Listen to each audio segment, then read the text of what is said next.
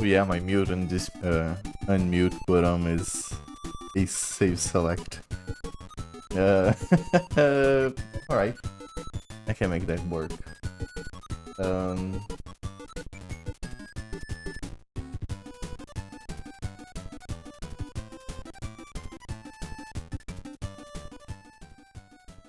I might need someone to help me with how loud the game is, or it's not. I'll leave it like this for the time being. But I found... Oh. What a raw. I found the ROM hack. Well, I'm interested in ROM hacks in general. And it was at... I use a single website for ROM hacks and like just see what's up with the ROM hacking community, and mostly to get translations. I am my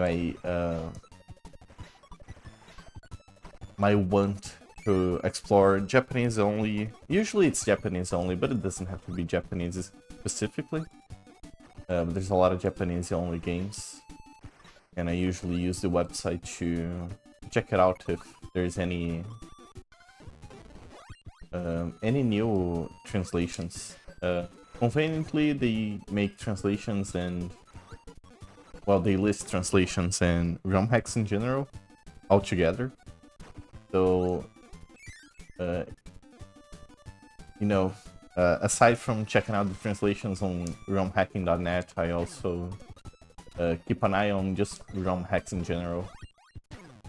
And one that caught my eye was the Kirby's Halloween Adventure, which is, I find, very cute. I don't remember enough of the game to know. I think everything's been changed, aside from obviously changing the color palette. I think there is... Hi, fan. I think there's more that has been changed. I could read the readme, right? Because it tells me everything that's been changed, which I might do actually, since I'm already here. So the description to this ROM hack is as follows. A Halloween-themed hack of Kirby's Adventure. It's Halloween time on Dreamland, and a nightmare is spreading across the land. The undead rise. As Kirby, it is your job to protect Dreamland from the sudden rise of creepy critters. Go through Prayer of Pumpkins, Spooky Seaside, and Streets of Skulls, and more.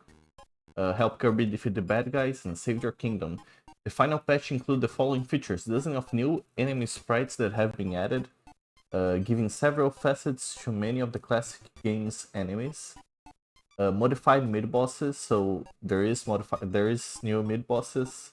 6 brand new level titles, so the level titles between worlds are new. Modified bosses, which it spoils. I'm not gonna spoil. I don't know if we're gonna play the whole game or not, but I'll check it out. I know I was checking how long to beat, and the game is 3 hours. I might play the whole thing. I gotta, like, my day is free today. I only intend on playing video games. So who knows? Several classic levels reimagined in adventures format. So expect some levels paying homage to Kirby games that came after Adventure. Okay, so they ported new titles to Adventure and put a Halloween spin on it. Sounds fun. Okay, I like that. A completely new campaign through Spooky Woods. Now every level is completely custom and transitions nicely into each other. Okay, so it's basically a ROM hack. With, like, through and through levels, enemies, sprites, and color palettes all redone. Sounds fun. Okay. So that's basically what we're getting into. Green Fever. Oh, I remember this. I'm gonna get the ghost. Okay. I think I got it.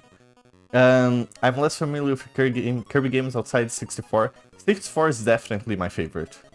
Oh no. Oh. It's just like Crane games in real life. It's a ruse. 64 is definitely my favorite. There is nothing beats just mix and matching different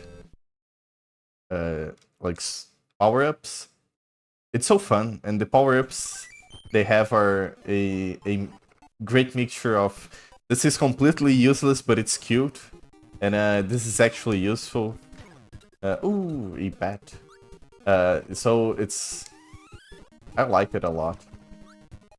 I wish they would do that again.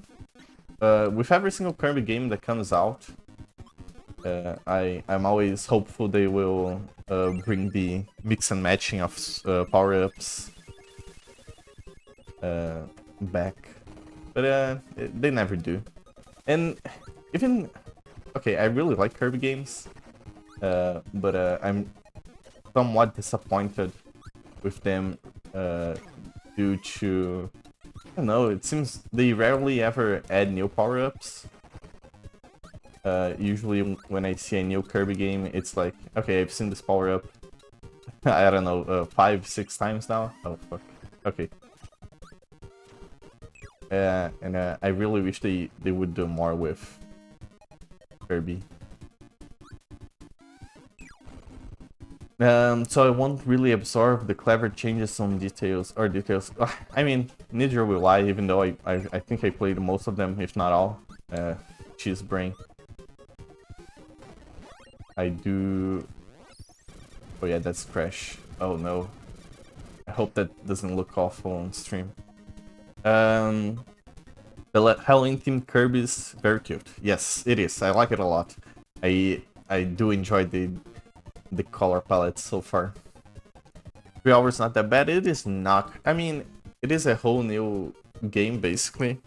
I don't know how much it uses from the... I am in live chat, yes. I don't know how much it'll just be like the original game. I guess if they redid most of the what's in the original game, if they, redone that, I would guess it's about the same time. Same play time. Ooh, maximum tomato. When I get that. Oh no! No, it despawned! Oh, wait! Do I get it? Is it playing tricks on me? Okay, I got it. Ooh, spooky! Spooky ghost maximum tomato! Halloween! Oh no. Game's struggling.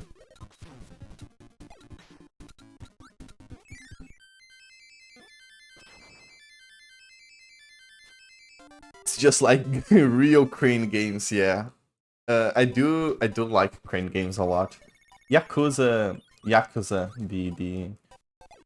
the game series, which I think they rebranded as Like a Dragon. They do have like virtual Crane games, which are very fun. I like them a lot because I don't feel I don't feel cheated for wasting fake money on them.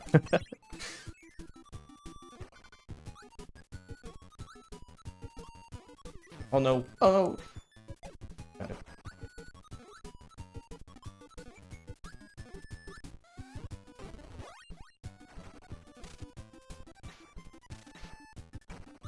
Oh yeah, there's, I don't know, lots of needles, just like a porcupine. Come out of Kirby is his greatest defense. I don't think they changed text. At least text on the start screen, and there's a little, a few scenes of plot when you're starting the game, and nothing was changed.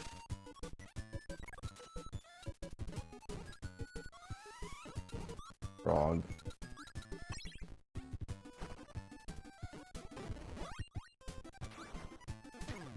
Ooh.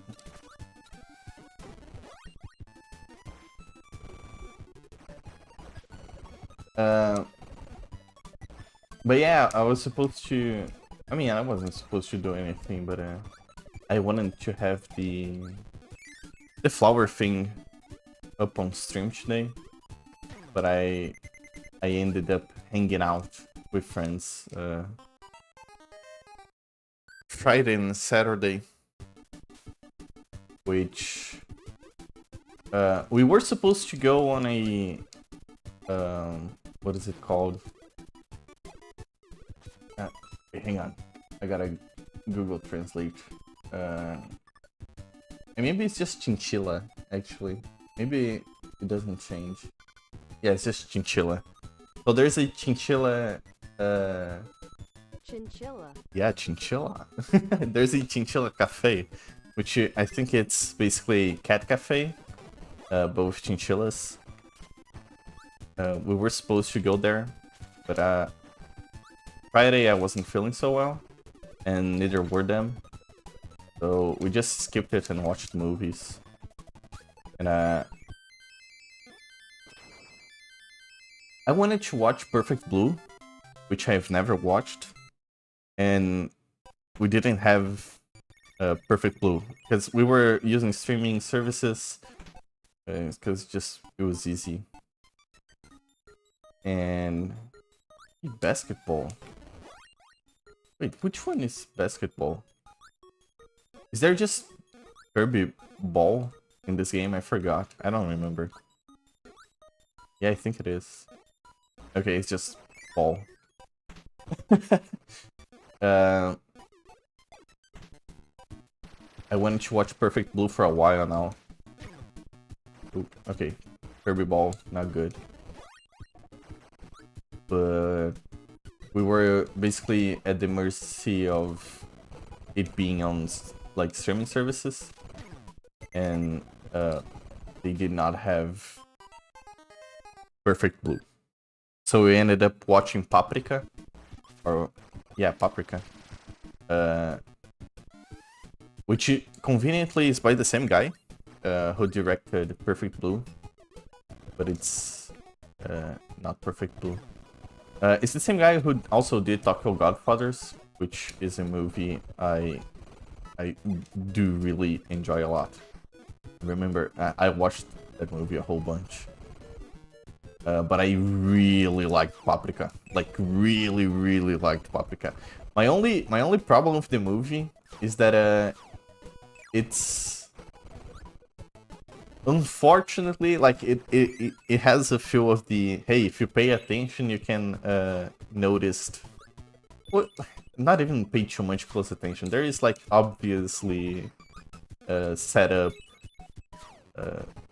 maybe, I don't, mysteries slash trauma slash just the plot of the movie in general, which is really well done in presenting at first for the viewer, and I really like it. I just wish it wouldn't spell it out later, making it obvious, because it takes away from me feeling good about myself for understanding what's going on.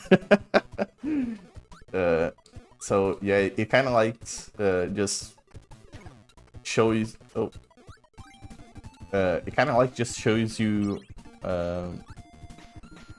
the between the lines and then explains it, which I wish it didn't. But oh my god, that movie is so creative. Every single transition from Paprika itself, like her moving around the city, and just it's all very cleverly done, and very fun to watch. Cat cafe with chinchillas, that's so funny. It is. I've never seen anything like it, to be honest. I don't know how oops. I don't know how many of those are. I don't know if it's something that's common somewhere else, or they just had this idea, like they look like chinchillas or stuff like that. I still wanna go there. Yeah. Ball is power. Okay. Which there might be a reason why it didn't come back. Not good power. Oh no. The spooky seaside. Paprika also good. Oh yeah, I watched Paprika and we also watched a move called Bell. B-E-L-L-E. Belly. I don't know. Which is... I don't know if I like it or not. It is very cute. It's a fun spin on... it's a fun spin on... like the Beauty and the Beast.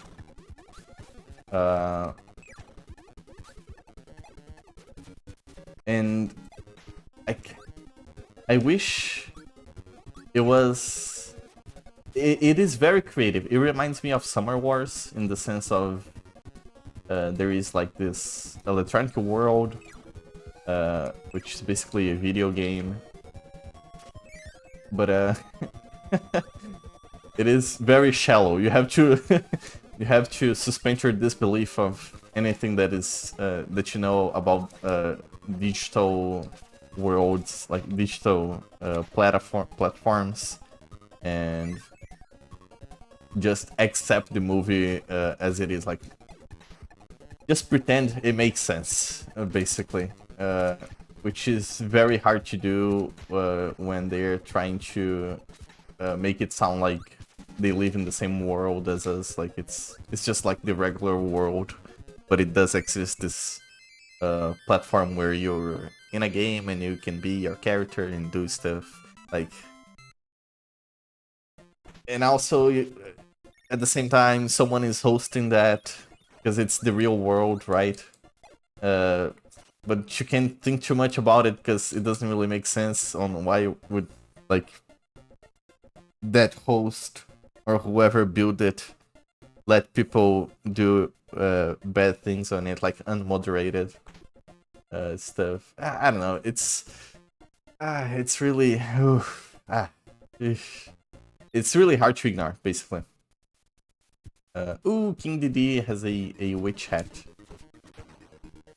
Oh yeah, I forgot how to play, but I it's just hold A or not hold A.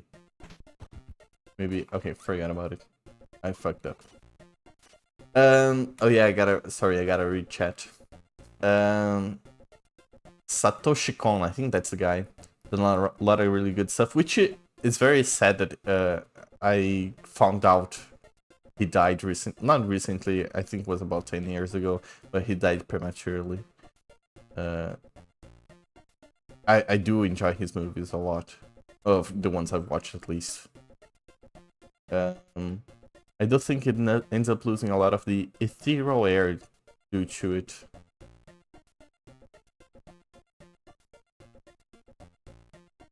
It was weird outright later on, and because of that, it ends up losing a lot of the ethereal air due to it. Maybe, I don't know, just it didn't lose for me. Overall, it's one of my favorites, but it's also super cool, visually, kinda... Yes, okay, so here's the thing.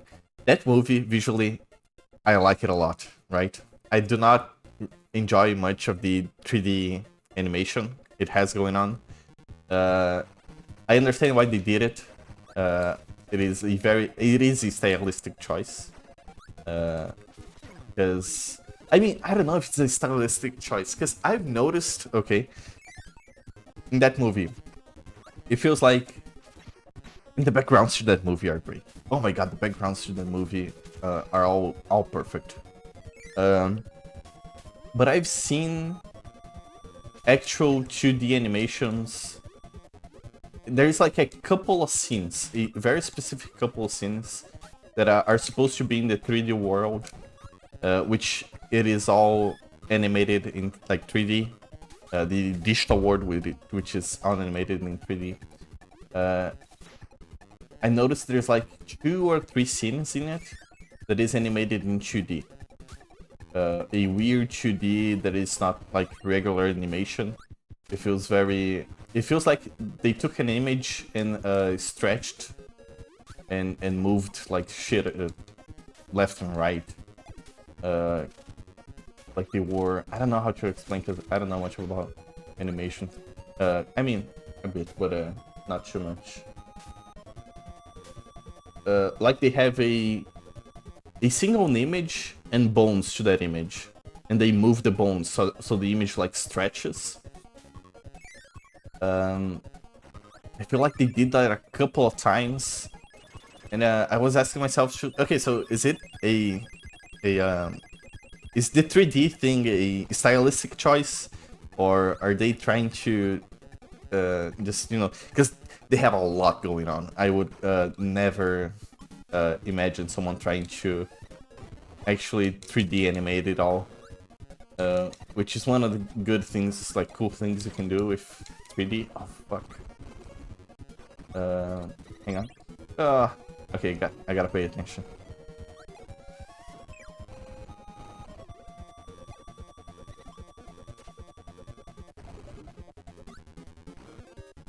Beat children's game. Challenge level impossible. Oh, impossible. It is so... Yeah, it has... I don't know, it has me questioning if it... why they did it, basically. Why they did that the way they did. But, I don't know, it's like nitpicking, right? In a actual non-nitpicking, did I like it or not? I did like it, even though it has a lot of stuff that bothers me. Not my favorite movie by far, long shot, but I did enjoy it. Which got me thinking also, for someone who says they don't watch many movies, I do watch a lot of movies, or I have been watching a lot of movies recently. Wow.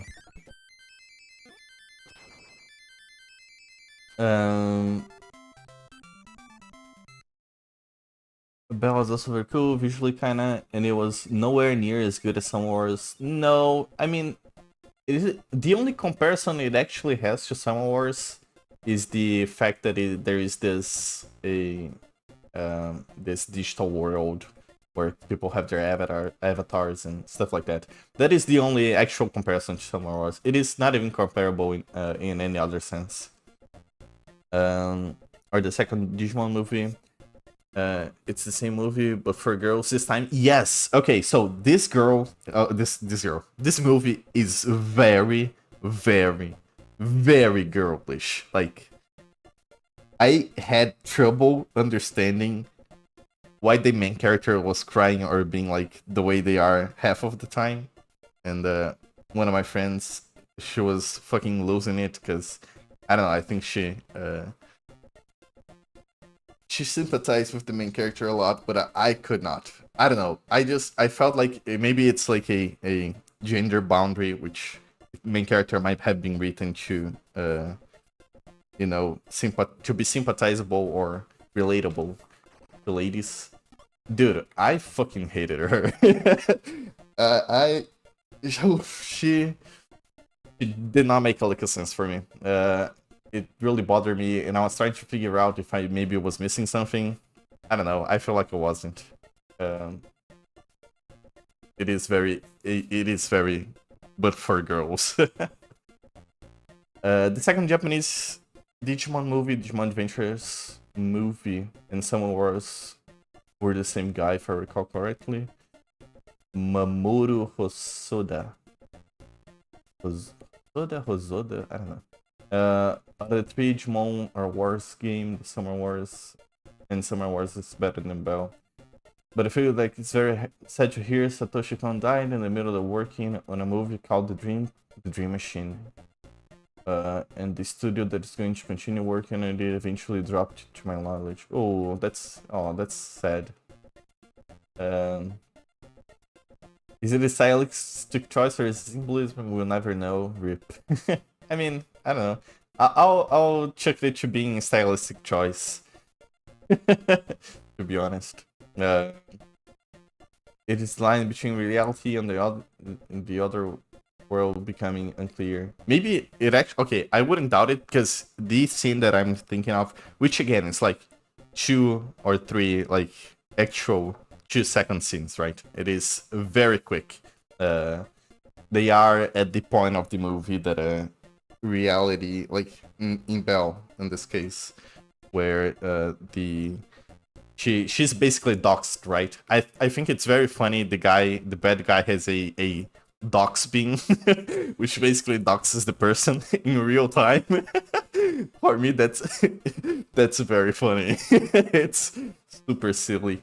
But it is at that point in the movie where she's doxed and everybody's cheering for her. Or budget constraints? I don't think it's budget. I mean, maybe. I mean, it is cheaper to make it 3D, no questions. But I don't think it was. If that was the case, I think they would have chipped out in other parts of the movies. Especially, I think they would chip out on backgrounds. The backgrounds for Belle are otherworldly. That movie, like, it is fucking great. I love that shit. Just like Japanese rural towns. And really, I don't know how to explain it actually, but I like it a lot. One of my friends described it as it feels like we're constantly seeing different images to lo-fi live streams on YouTube. It feels like it would be something that some YouTube live stream would play lo-fi hip-hop 24/7 and use their like Belle's backgrounds as images. Which I agree. But it's a very specific way to describing it. Belle is really the same movie as Summer Wars, bit for bit, completely with anime grill, spirit bomb. Yes, it is. It is. I mean, I wouldn't say bit for bit, but the virtual part of it, yeah, the virtual part of it, 100%. Like the actual real world characters, I feel like they're different enough. At least, I don't know. Maybe it's me not being able to generalize it well enough to see how similar they are, but I feel like real world stuff on both movies are very different from each other. I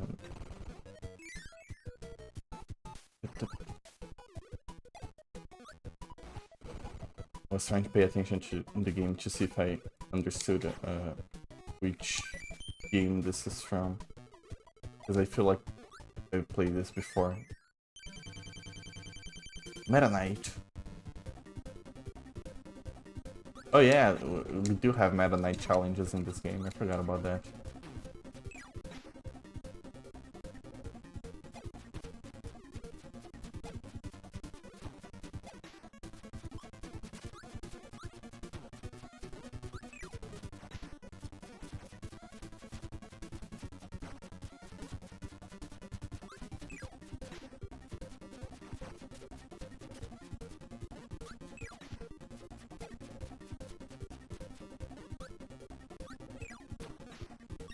Oh, fuck. Thank God it wasn't my last health. Actually, I'll leave the game playing. In Belle, I was just an eye because she's so special and pretty and sings so cute. Everyone breath is taken away, and they can only stare. Yeah, that's the part I feel like it's. I don't want to be mean, but it feels very girly in a sense that a teenage girl kind of like dream movie or very I want to be pretty and popular and I'm not like the other girls. It feels very that. I don't, maybe I shouldn't say like girly, but a teenage girl like teenager, very teenagerish. Um,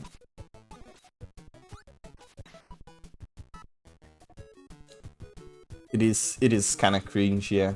I get past Sister, and I like it otherwise, but I suffer during pop idol shit. Yeah,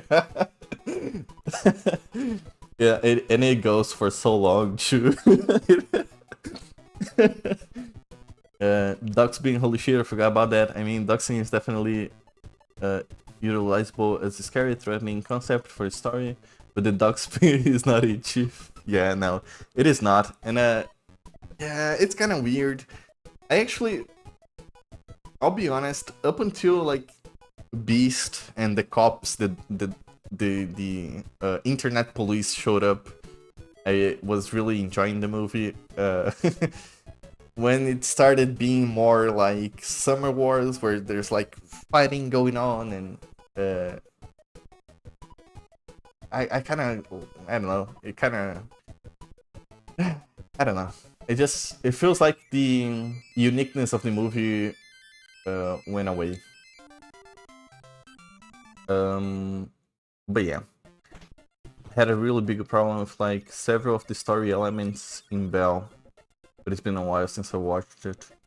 I guess you can say people just act weird on or different when they're online. But I feel like some of the IRL interactions were nonsensical towards the climax. Yeah, yeah, I know, I can see it. Nonsensical. I don't know if I would put it like that, but it's very forced. I need to rewatch it to properly verbalize it. I'd need to rewatch it, but I kind of like don't have the motivation to watch it again. It's not a good enough movie to watch it again. I mean, it's not like you're gonna watch it and change opinions. Don't watch it again. It's not worth it. The it's super long as well. It's like a 2-hour animation movie. It doesn't end. It was like I think I for just for fun, for shits and giggles, whenever a movie ends, I like to clap. And I think I clapped like twice because I thought the movie was like ended, but it was just like it wasn't really a fake out end. It's just like the movie's way too long, way too long. Which is funny because I felt like, I don't know how long Paprika is, but Paprika leaves just enough unanswered, or at least with not a obvious enough answer to leave you thinking about the movie. Oh, it's a ninja. Wait, which one is this? Who's this guy? Is he the wheel? Oh, no, he's not the wheel. Who is the ninja? Ninja.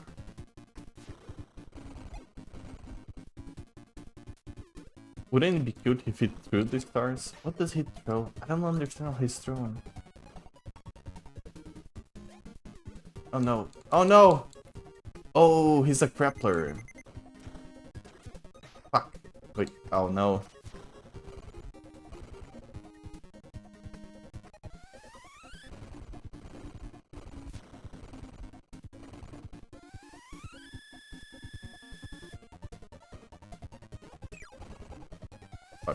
Another one. No! Leave me alone. Oh, okay, it's over. Ah, damn it. To be fair, I can possibly be a Chewit. I can... Wait, hang on. To be fair, I can possibly be Chewit. The intention, as stated by the creator, Bell, was specifically for his daughter, little girls. Okay, that answers a lot. So you're having that gratuitous female adoration fantasy that Queenies really gush over. Is it by design? I think so. If you're asking that specifically, if it's by design, I'd believe it. Especially after you telling me he did it specifically for uh, his daughters. Actually, I don't want to. I really don't want Parasol. I'll take Beam. I'm gonna fight the boss. Fuck.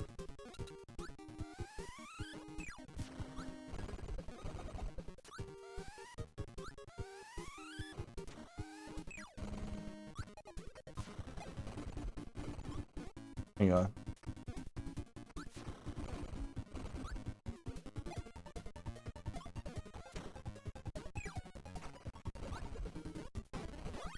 Bro.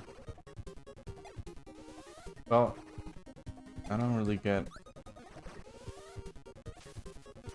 a Halloween-y costume. Wait, no, actually Kirby doesn't move, doesn't change costume, so yeah, forget that I said that. I mean, even it does change the power-up display, so no change for this one.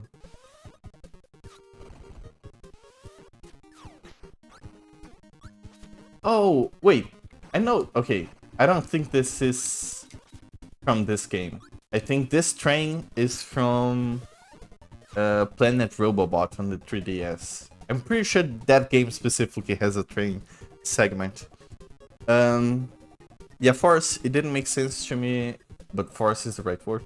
I could end here and we would be fine. I know this feeling. Yes, it happened way too much. Ninja is from Kirby Dreamland 2 according to Allegro. Oh, yeah, no, it's not Ninja. I mean, the boss Ninja might be from Dreamland 2. It's true. I do like that Ninja. Dreamland 2. I never recall Dreamland 2 where the enemies are from. I want to look at him to see if it's supposed to be him. Oh yeah, I think it is.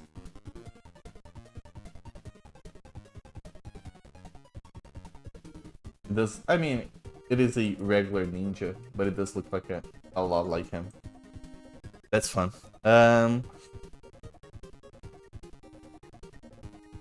Ninja Kirby. Yeah, it is Summer Girls, but for girls, that's fine. It is fine. Ninja Bliss from Superstars. That makes sense.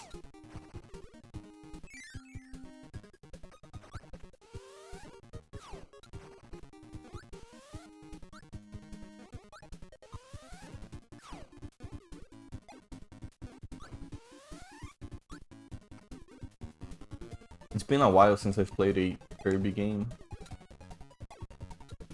but I do enjoy them a lot.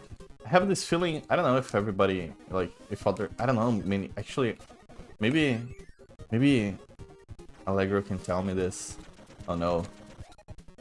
But I always, whenever I play Kirby games, it's always a breeze until I get to the final boss, and I don't know if I'm just bad at video games, but the final bosses to Kirby always, like, fucking wrecks me. Just... Oh. It might be that I'm just bad, but they always give me a lot of trouble. That end, usually by the close to the ending of the game, there's every now and then, I never remember which game it is, but there's I've seen it more than once. Yeah, maybe I'm just bad.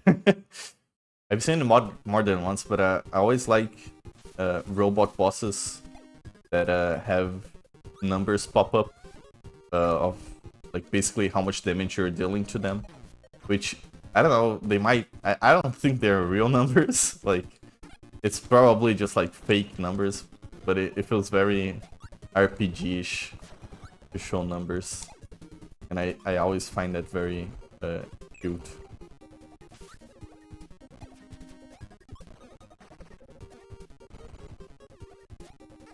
Oh no.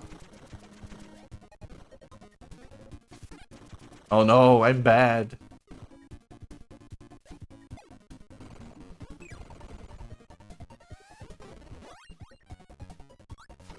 learning. He's Ghost Rider. I feel like he's Ghost Rider. What is this? Oh no! No, no, no, no, no, no, no, no. Hang on, I gotta see it. Maybe no, it doesn't have. But I feel like he's.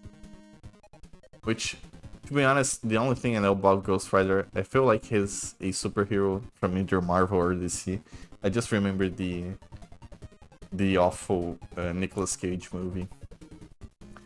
I can't wait for the day Kirby 64 starts getting ROM hacks. Yeah, I mean neither. I don't know. Maybe I would like to revisit that game, but I have to find a way to play it not being emulated. Because even up to this day, I feel like the last time I tried to play Kirby 64 wasn't that long ago, because I was just testing stuff out, and it still emulates horribly. In a sense, there's a lot of visual bugs, like you can see your health and stuff like that. The only one that's been truly hard for me is the final boss in Forgotten Dreamlands. I haven't played Forgotten Dreamlands. It's the Switch one, right? The motherfucker is the Dark Souls boss. If that's the Switch one where Kirby turns into a car, I want to play that game really bad. Because it looks really fun.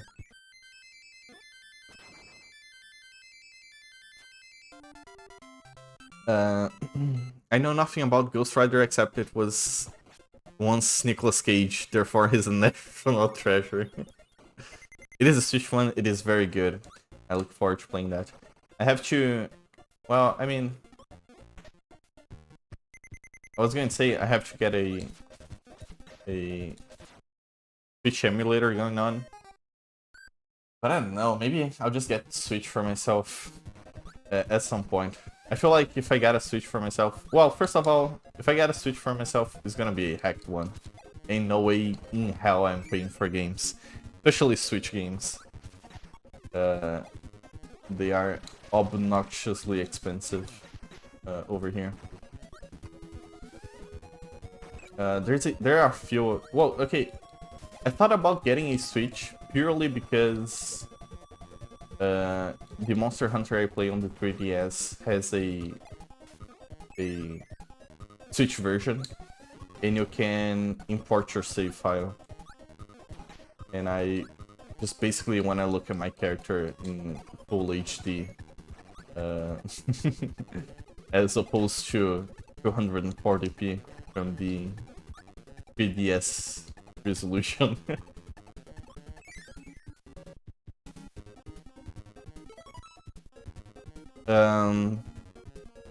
Maybe somehow the best Kirby game... Maybe somehow the best Kirby game ever, even though this game still exists. Citra does not do Switch. Yuzu works, yes. It is more of a question of can I run it, which I think I can. I don't know how well Yuzu runs, but I think if I can emulate PlayStation 3, I might be able to emulate Switch games. I think they're comparable in hardware to emulate. I think so. I honestly don't know. Oops.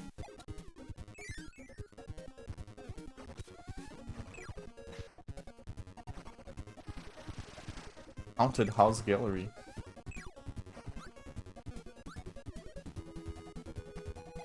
Get away from me. Oh, Tornado is so broken. I love Tornado in this game. It is basically go forward, win the game. And I like how it's Sharknado on the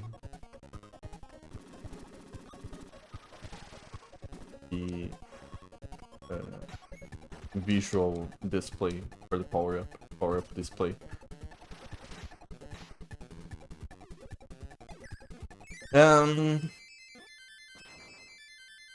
Da-da-da.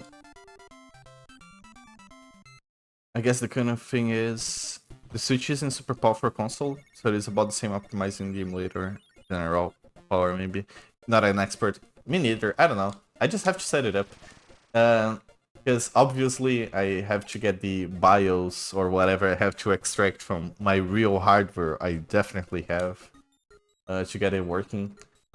And there is no excuse besides I just being lazy. Like, I haven't Googled it. Oh yeah, this changes level, that's right.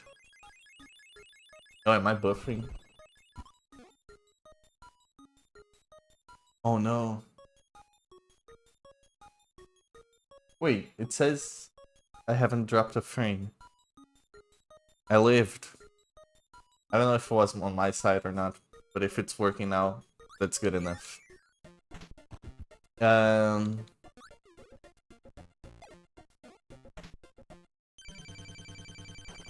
Yeah, I was talking about getting a legal ways of getting the BIOS for the Switch. And the only reason I haven't done it yet because I'm lazy. But at some point I want to do it because I honestly don't know what else I intend to play on the Switch. Maybe... Oh. Should I just die? Nah, I'll try. Maybe... I don't think I'm gonna make it. Oh no, yeah, I didn't make it.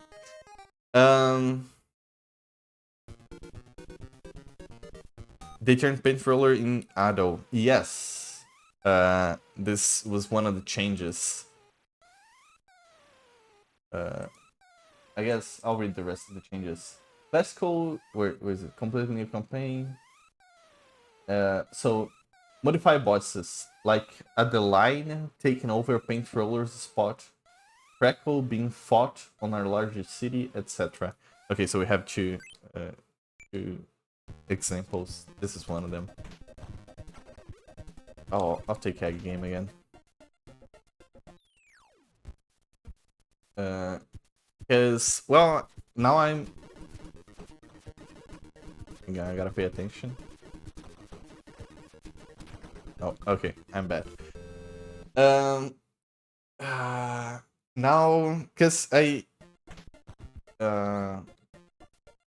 usually don't get... I don't see the worth in getting, at least for me, I don't see the worth in getting consoles just to play one or two games, which honestly it's what usually I'm interested in. I'm getting done with all the PlayStation 3 games I want to play, which it's been Metal Gear Solid 4 and Demon Souls.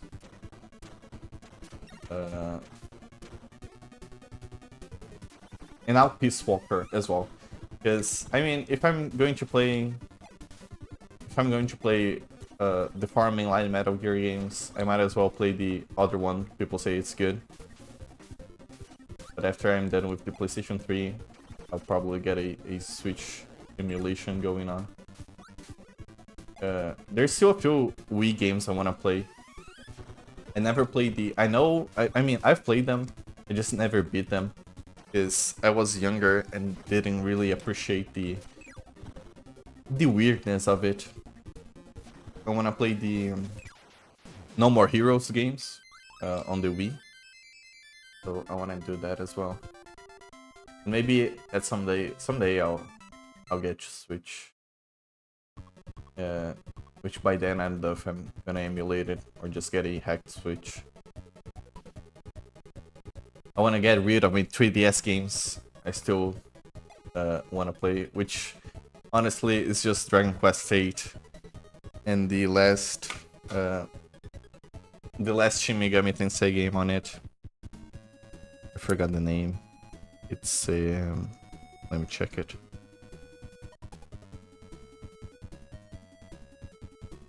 Strange Journey.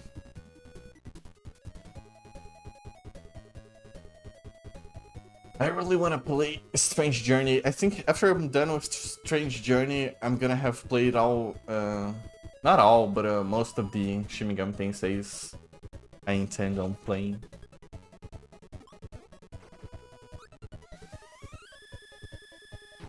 Oof.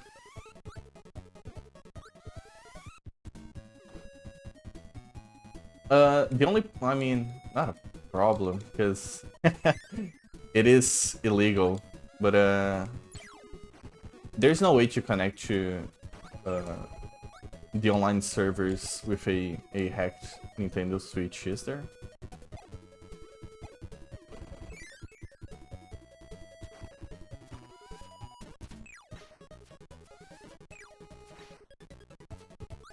Oh, I like the eyes. I really like the eyes moving. That's fun.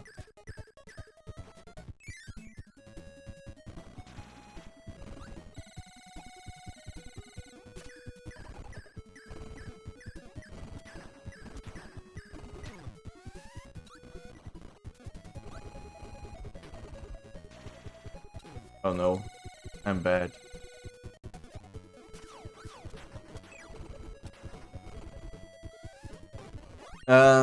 Why doesn't King DDD just disguises the bomb as food? You're thinking too much. There's a ceiling fan. How weird. It looks extremely good, actually. That's funny. It looks great. Why would someone do a ceiling fan? Peculiar.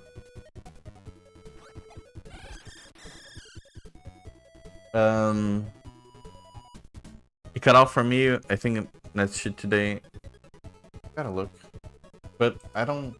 At least OBS doesn't... Like, it's saying I dropped 0 frames, so... I don't know. Maybe it's on your end, or YouTube. I wouldn't doubt YouTube, to be honest. I think Strange Journey is the one I hear the most praise for. It is. It's Strange Journey and the Shin Megami Tensei 3 on the PlayStation 2, which has the... I think it was Webby who posted the infamous... what was it? It's not TMZ. TMZ is the... it's the celebrity one, but I think it's GMZ? I forget. G2. I think it's G2, which there is the old couple discussing which JRPG is gonna get Game of the Year, which is great. I love them saying Shin Megami Tensei 3, or no, it's Shin Megami Tensei Nocturne. I think it's between Shin Megami Tensei and Kingdom Hearts 2. It's that commercial is great. I'll say. I don't think I've ever watched anything from G2 besides that commercial, but it's fantastic. My Shin Megami Tensei journey will eventually begin at the beginning. I played 1 and 2. I mean, maybe, yeah, do a Shin Megami Tensei journey. Don't do there is a Megami Tensei games, which Shin Megami Tensei is basically the better version of Megami Tensei games. Megami Tensei games are not fun in my opinion. They're not good. I tried playing them. It is very, very old style JRPG dungeon crawling. Maybe you'll like it, I don't know. Maybe it's worth giving a try, just check it out. But the Shin Megami Tensei games, like 1 and 2 from the Super Nintendo, they actually hold up quite well. They have fun plot, they have fun visuals, the translation, it's fan-made, but the translation is still good. You can get Jesus armor in 1, which I don't know really what it means, but it's Jesus's armor, which I always find it funny. You can visit Disneyland. There's a bunch of cool stuff on those games. I'm just bad at video games, apparently.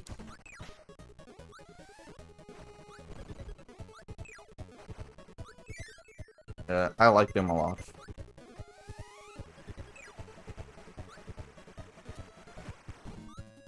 But yeah, I want to play Strange Journey, and then at some point I want to play Nocturne. Because I think it's the 2 I haven't played. and after that I want to play the, I think it's Radol. I don't remember. There are a few. There are two Shin Megami Tensei games on the PlayStation 2 where the combat is not a JRPG. It is just action combat. And I find the idea very non-appealing. That's why I want to play them. And apparently you are a detective as well, so it's kind of a detective game. Looks really weird. I think I've beaten Rado, which is the guy, the main character from that series, on a few different games now, because he always appears as a secret final boss on other games. But yeah, you can connect it to it, but it's difficult to do so and not end up getting banned. People who want to play Smash using mod fixed input delay. Wow, there's a mod fixed input delay. Wow. That's so weird. Why wouldn't they just, you know, fix the input delay themselves? That's the kind of question they don't want us to ask. And some other common online issues. You have to have a hacked switch for that. Mic.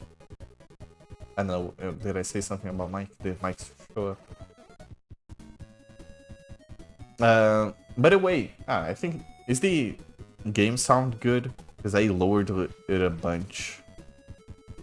I don't know if it's good or not. Ceiling fan is a reuse asset from the original Orange Ocean in this game, really?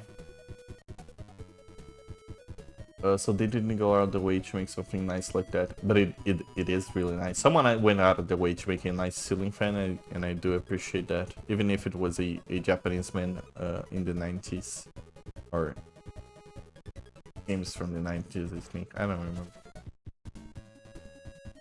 Never played the originally when it came out. I was wondering where those old people came from. I almost thought it used to be like a greeting card commission kind of thing. I think they're just actors. The old couple just gets paid to say whatever people send in. And yeah, I mean, we still have that today, but it's mostly African children who do that online on Fiverr, which, I don't know, take it as you will, if that's a good thing or not. I'm excited to play Shin Megami Tensei 1 and 2 eventually. I love those games. I like the idea of talking with monsters or strange events randomly happen and you have to deal with it. It is very much like that.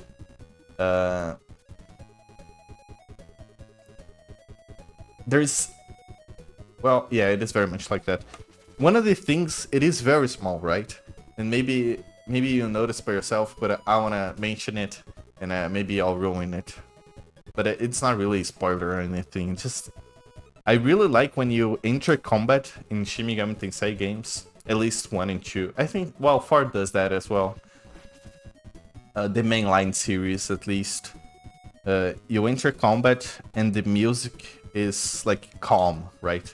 Until you hit your first strike, there is no tension going on. You can talk to the monsters, you can do as you please, and the game doesn't seem to be forcing you in a direction that wants you to do combat, which I find very, very fun.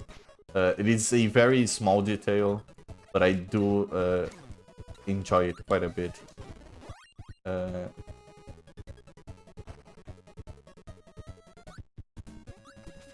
I like that. I don't know if that's a maximum tomato I can get or not.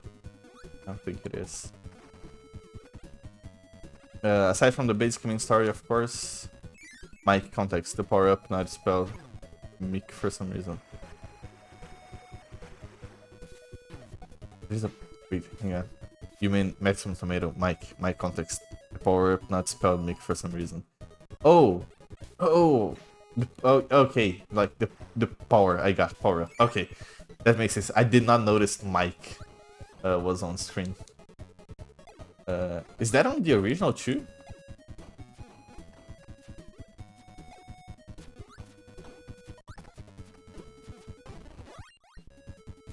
I don't think I've ever noticed that. I wonder if those eyes are also original to the game or not. Because they look nice as well.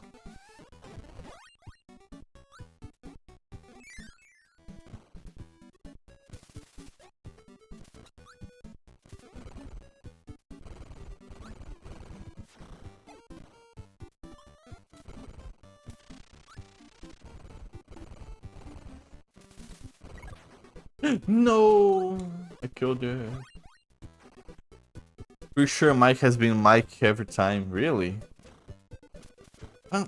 I've never noticed. I mean, do you mean every time in all the other games as well? Or every time in the original adventure game?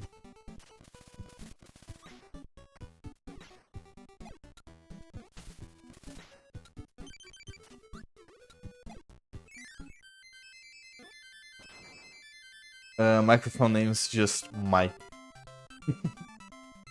Yeah, it's Mike. Conveniently, all of them are named Mike. It would be kind of funny if you had one of them per game that's called Henry. Or some other name. Oh, on the original Kirby Adventure. Maybe, I don't know if it's mistranslation. There's not much text to translate. Maybe they just fucked up. That's kind of weird. It is a very egregious mistake to make.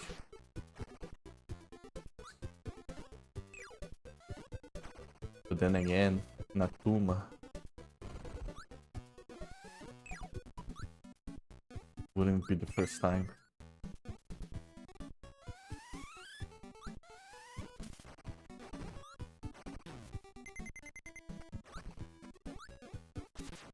Oh, I'm bad.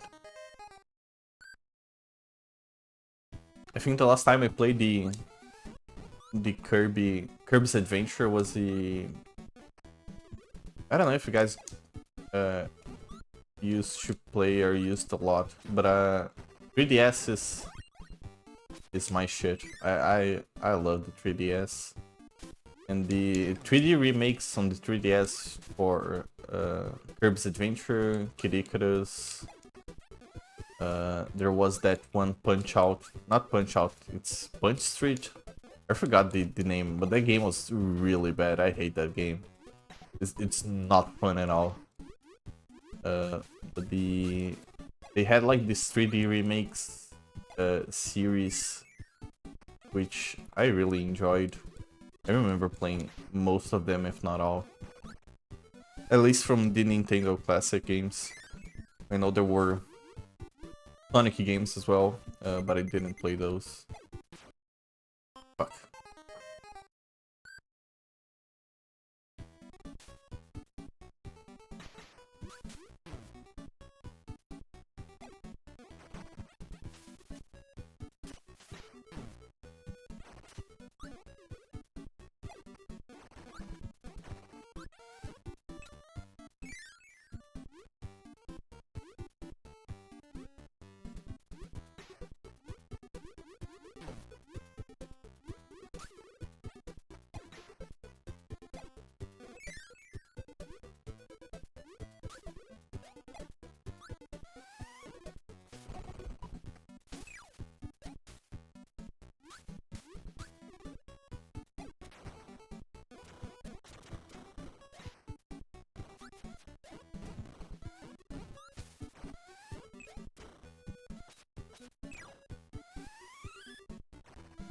Oh my god, the game is lagging so much.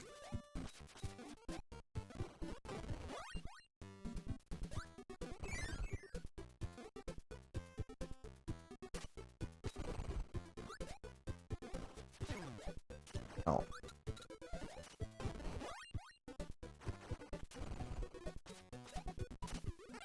Oh no. Okay, I'm done for.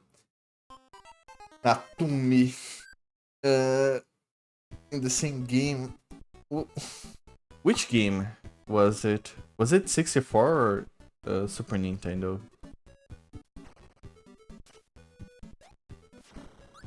Oh. Yeah, I remember seeing someone talking about... I don't know, I just got deep in one of those YouTube hellholes, which just starts recommending just random shit. And I wasn't doing anything particularly interesting. So I just started watching a bunch of Harvest Moon trivia. And did you know Harvest Moon whatever Origin of Fire? one of those. One of those was showing. There are. I don't remember which game. I think it was one of the PlayStation 2 games. There is a teddy bear that moves. It's basically a haunted teddy bear. Teddy bear you can get. It's funny. I like when slightly creepy shit is present in a otherwise completely normal game. Oh, there we go. We have propellers. We have too many propellers now. Oh.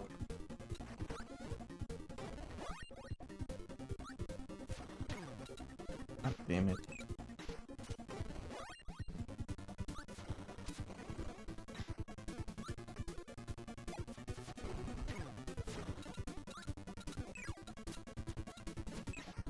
Fuck.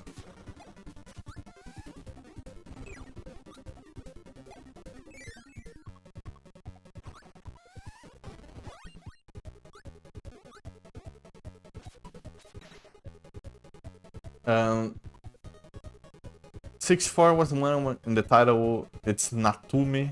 In the credits, Natsumi.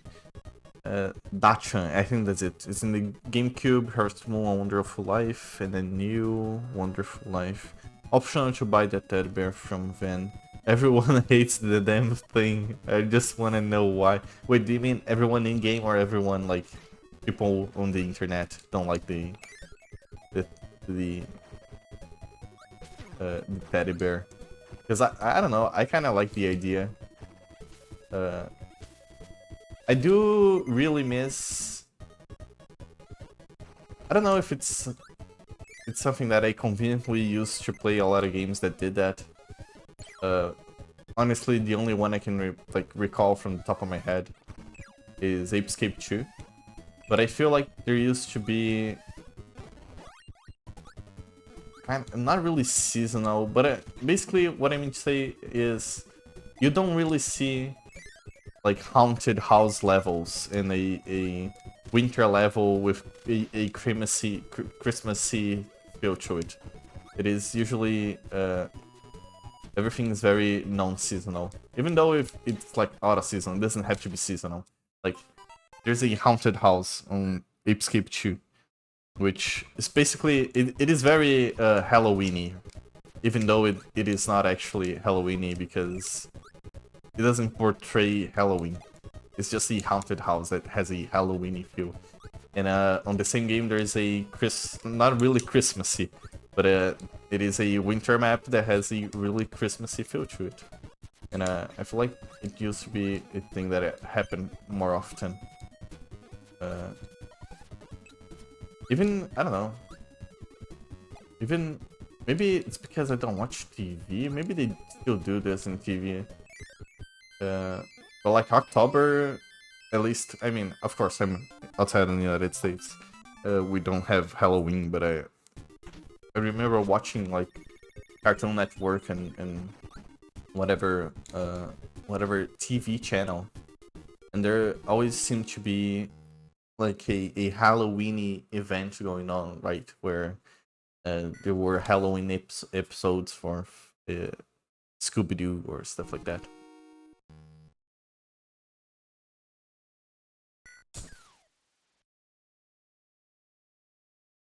Hang on, I'm being tested. I gotta kill the clown.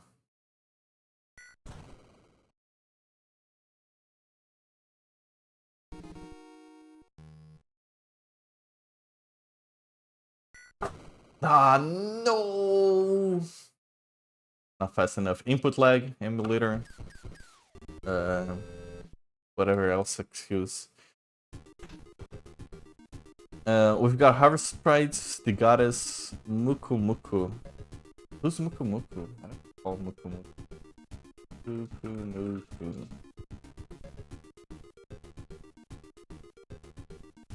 Muku Muku is a character from the video game Suikoden 2 and Super Mario RPG The Legend of the Seven Stars. Maybe I gotta go Muku Muku. Muku Muku Harvest Moon. A Wonderful Life. Oh, I haven't played A Wonderful Life, maybe that's it. but it seems to be a guardian of the forest. I got it. I think I know. It's kind of like the spirit of the forest. 10,000-year-old immortal princess Ghost. How could I care about the teddy bear? I'm pretty sure it's just reference precursors to the witch princess. At least you got the clown. Yeah, at least I got the clown. Clown's dead. Roll the credits. Game over. We won. Past a certain point in quick draw, you just you have to press the button ahead of time. Really?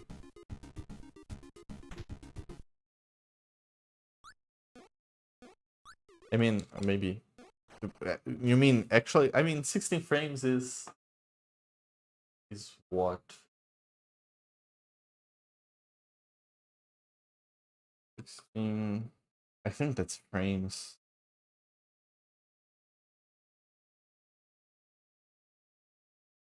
Was it one?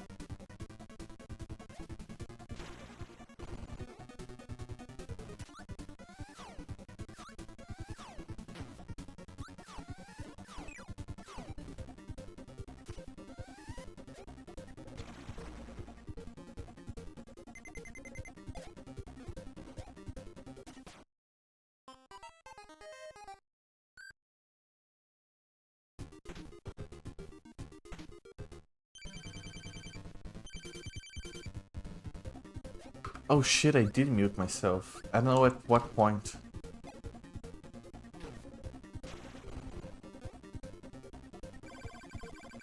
Maybe I should have some way of knowing. I don't remember muting myself. I guess I was about to Google something and I muted myself. I don't know where I stopped, but I was basically talking about how one of there are two things basically. I really want to play the Kirby minigames from the Switch. Because Kirby's minigames have always been fun. Okay, I cannot inhale that. Oh. I'm bad. Okay, Kirby's minigames have always been fun. I want to play the Switch ones. I don't remember if it's Forgotten Dreamlands or Return to like the Return to Dreamland remake, remaster, or whatever it is. They do have the 100 Kirby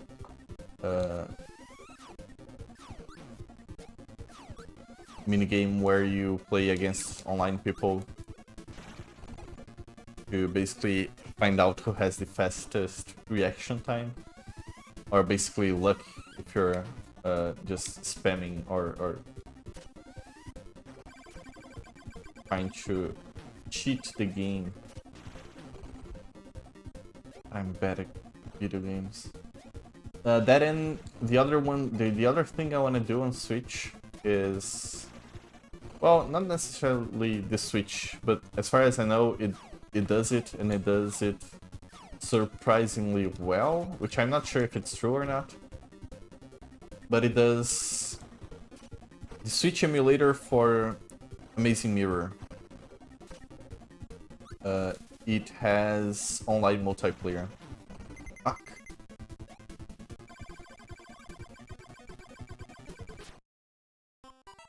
I gotta get a power up. Fuck me, I'm bad at video games. Power up, power up, power up. I think that's power up. Museum. High jump. Not a good power up, but I'll take it.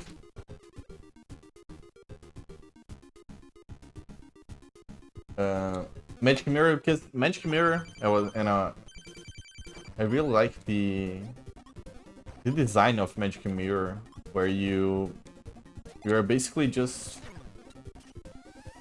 oh no, oh no.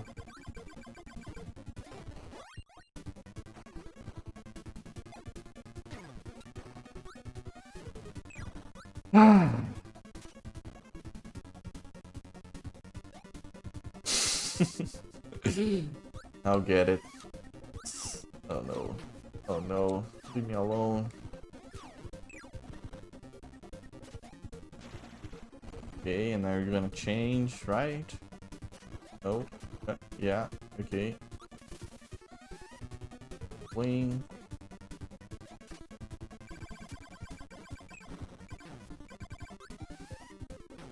Fuck. Oh, I thought I was gonna jump up in the sky again and they were gonna trade places. Maybe I should get a better museum. I'll check out the other museums I have. I'll go to level 2.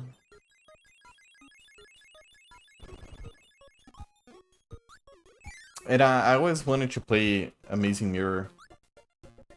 I think it has a super fun design where you're just exploring, and especially on the Game Boy. I think it's, oh yeah, I forgot I got it inhaled them. Especially on the Game Boy, that you I think it's kind of impressive. I know the game is small, but I still think it's super impressive that you can explore the whole game separately and still make progress altogether. I wish, even if it wasn't Magic Mirror, I wish there was a easily accessible game to play that kind of followed its footsteps.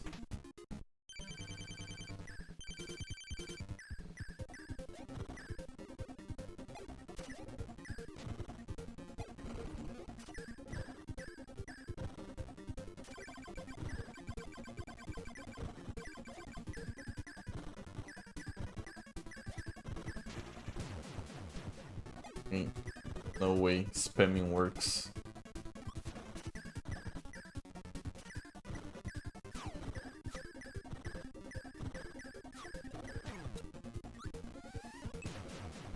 Okay, all I had to do is beat and get a broken power up. I don't know the order of the Kirby games of the. What do you mean order? Like that they came out?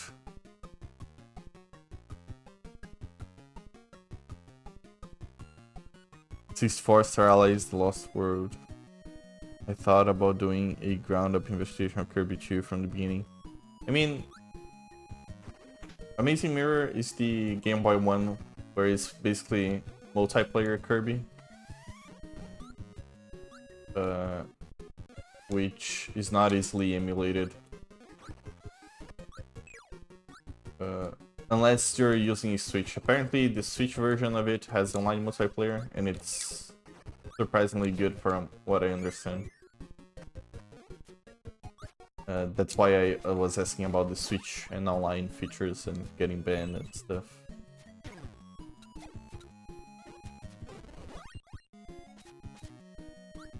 If I can emulate that stuff, I'll probably emulate it. At some point.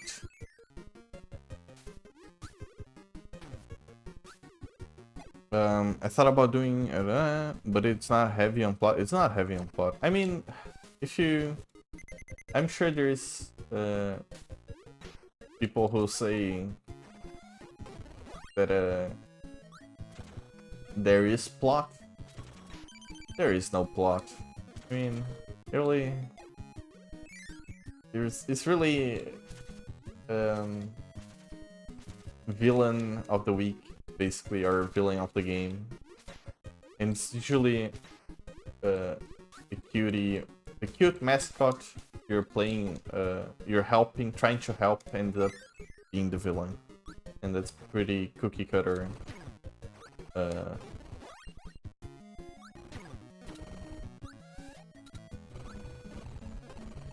wouldn't say not super generic, but it's really, you can see coming a mile away.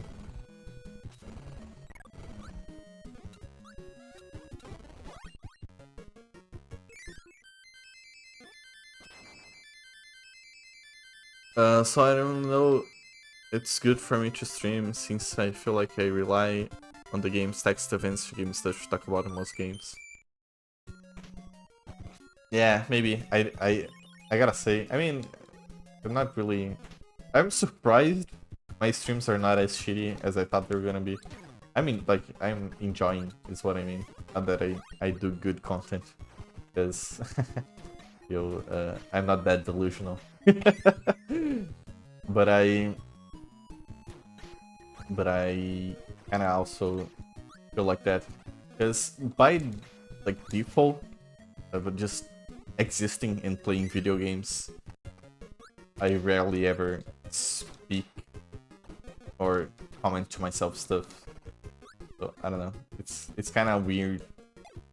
Not weird, but it doesn't come easy doing that. I guess reading text and having a back and forth with the game and the chat, it does make things a lot easier. There is lore, but not a lot of plot. Yes, that's correct. Perfectly. Perfectly put. The most plot you're gonna get is if, like, I don't know if it's not just Kirby's Adventure, because I've seen every now and then, whenever you're moving between worlds, there's a cutscene that basically shows you going from one place to another. I'll give it to it, it's very cute, but there's no plot. There's not a lot of plot. Which, I don't know, sometimes I enjoy games without plot. It is very easy to just fucking sit down and play.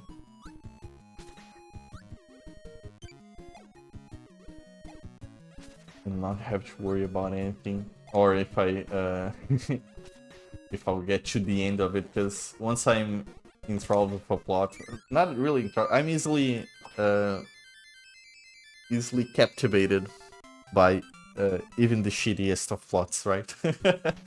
Because there's always this thing in the back of my mind going, hey, maybe this is gonna turn out to be the best game ever, you know? Maybe there's gonna be a wild plot twist and every single character is gonna become self-sentient or self-aware and it's gonna do super really interesting stuff with it. Usually that's not the case. I wouldn't even say usually, I'd say like 99% of the time. But I don't know. I'm still hopeful that it'll be like that.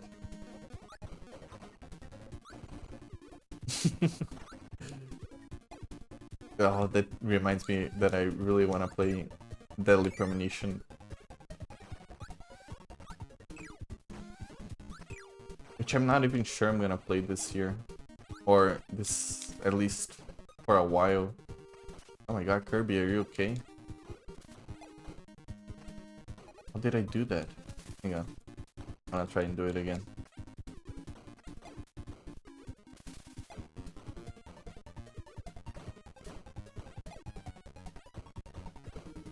Oh, there we go.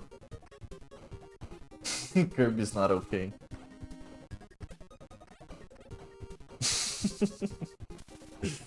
I love this shit. God, everything's so slow. There's so many enemies on screen.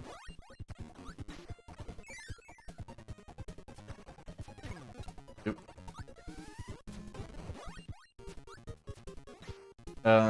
Because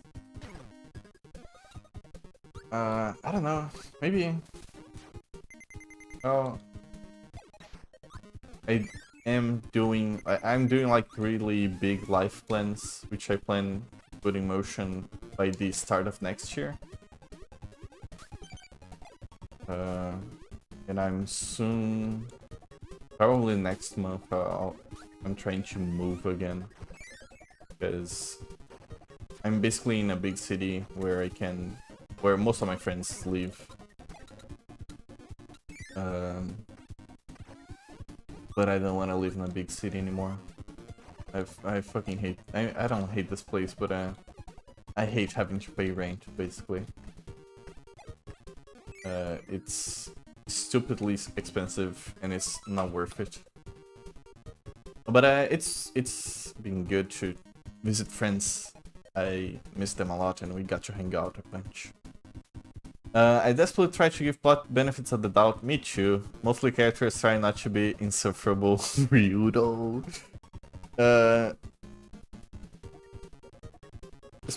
Yeah. Speaking of, yeah. I mean, I'll say, even though, yes. Okay.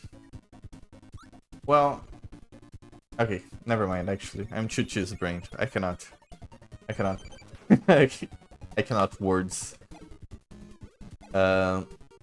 Usually, if a character is insufferable, use a good faith fast and never recovers. Yes, but I still feel like even insufferable characters, whenever like there's plot and you have a insufferable character, it can be fun to watch how fucking bad things go. Oops. So that's always a plus. I mean, it's just like watching bad movies, right? Something has to carry the game, if not the plot, be the somewhat fun mechanics, or you just have to be crazy and play Real Galaxy 2. But for me, something has to carry the game. Be it bad plot or mechanics or good plot or yeah.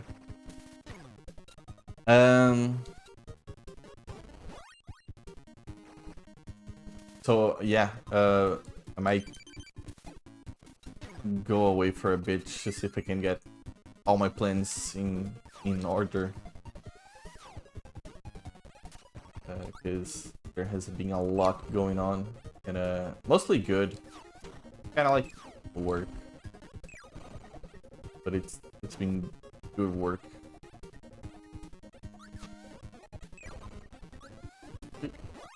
Boom. Oh, it's Crash.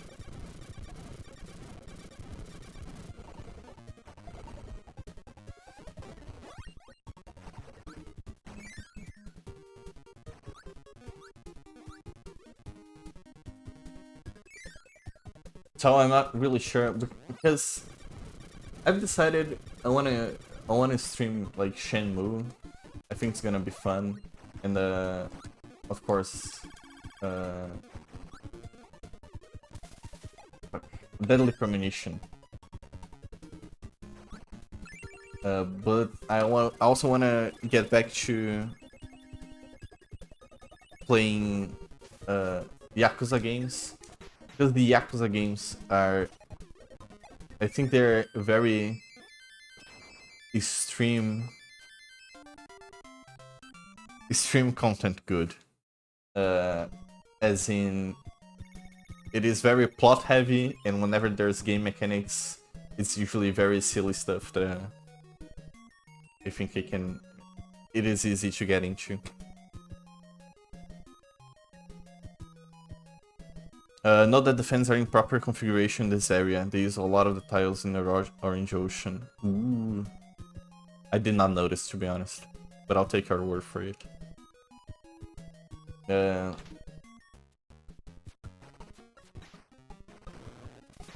yeah, I miss playing Yakuza games. I wanna get back to those.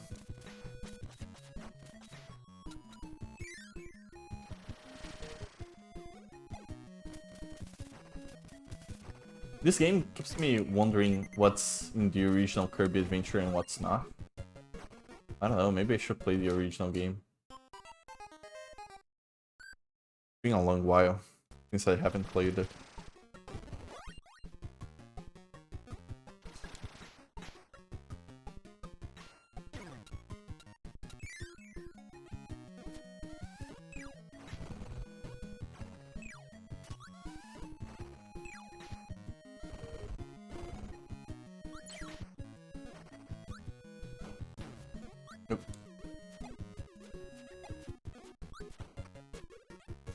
And oh my god, I want to play so much stuff.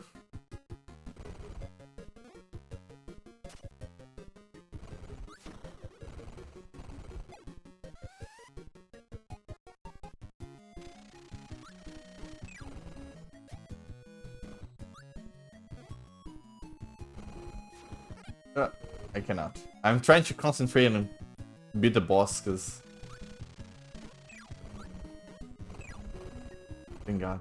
But I want to play, maybe, I don't know. I think the idea of investigation streams are very fun. Maybe I'll steal that from me at some point.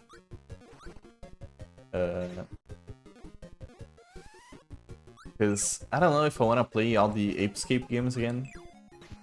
But I want to check them out again. I think it's been, I don't know how long it has been, but Sony basically just gave up. I think Sony gave up on the idea of having any like IPs of their own.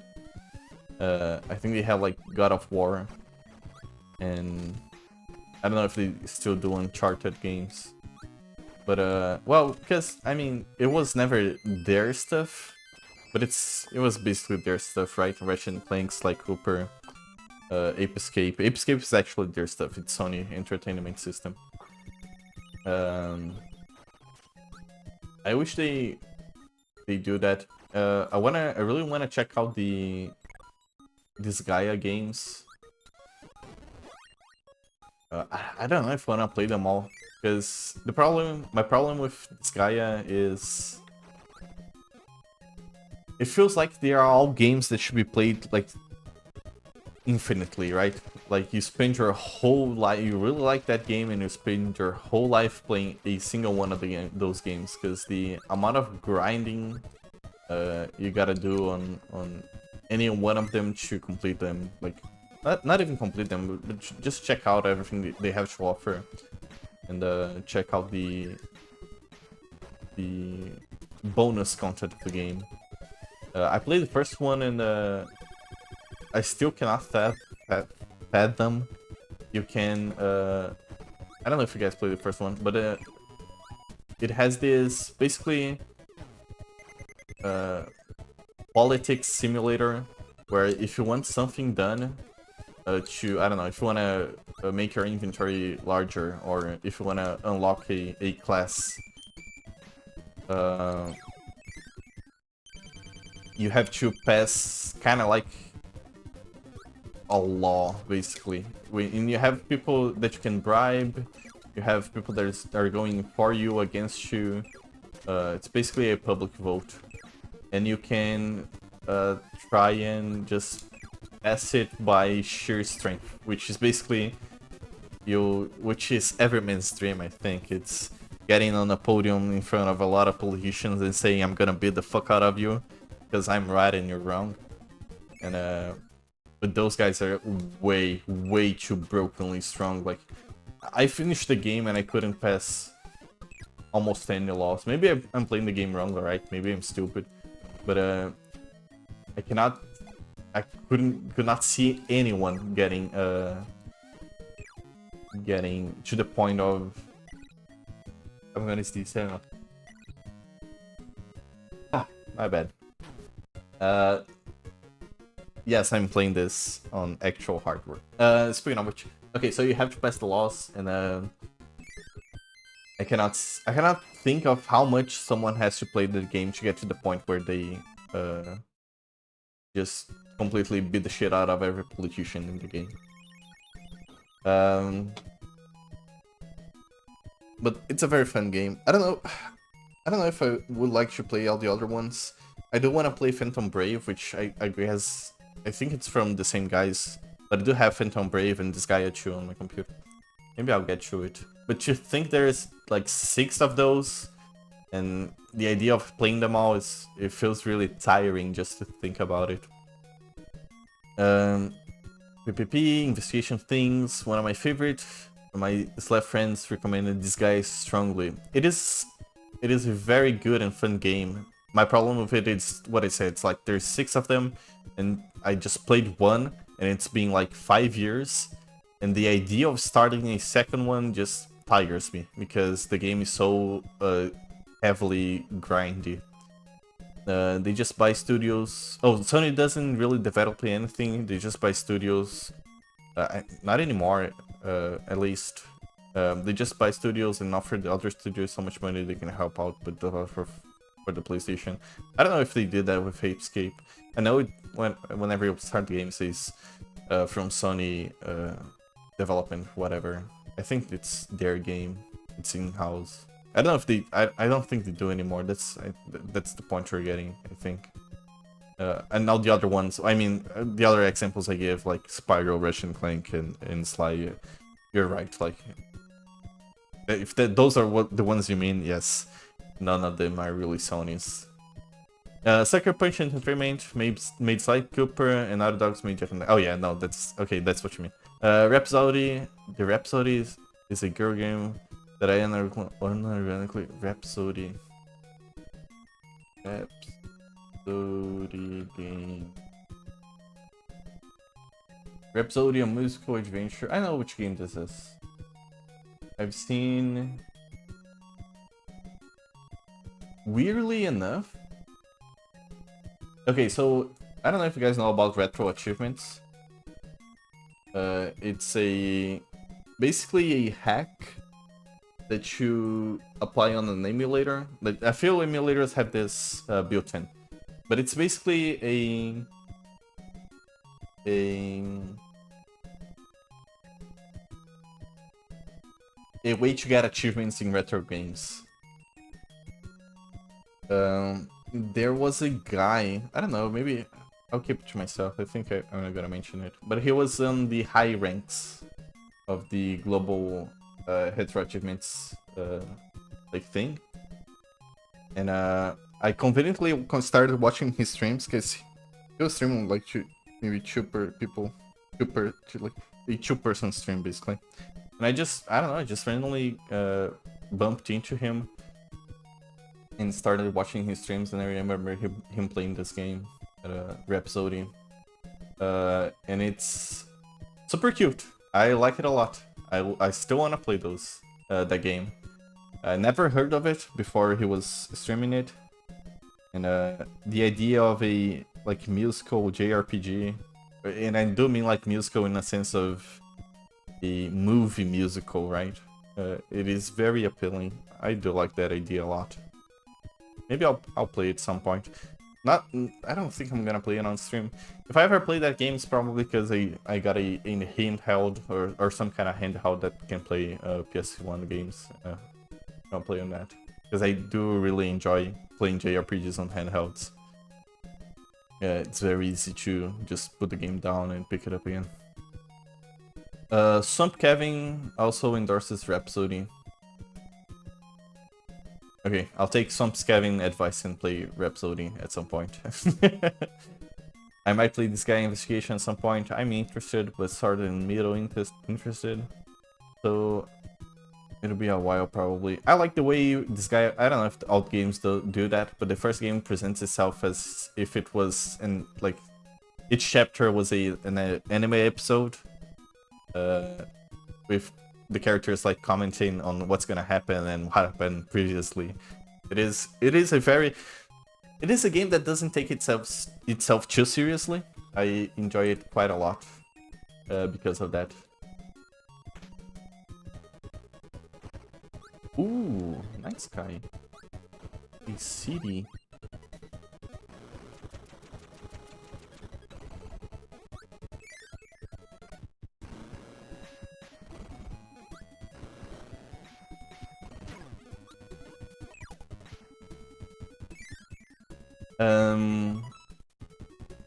Yeah.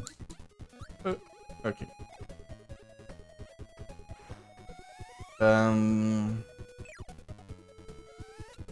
So it'll be a while probably. Alright, full title. Full title, yeah. Oh, the first Rhapsody was in the PSX and translated and all. The following games were in DS and were not for a long time. Oh, there are more than one games. So recently, the Switch got a Rhapsody 2 plus 3 port plus translations. Oh, that's actually super dope. Dude, I don't know what's up with the Switch and getting like games translated on it, but there was like the Moon game, like the Moon remix, was also the same story, right?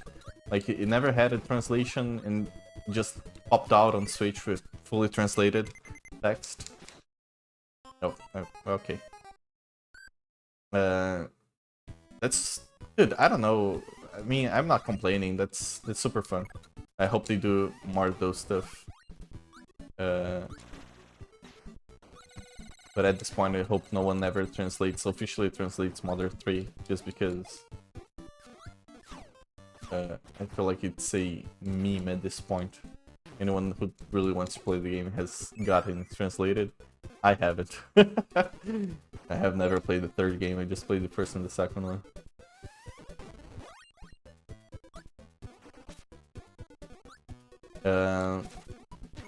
Nope.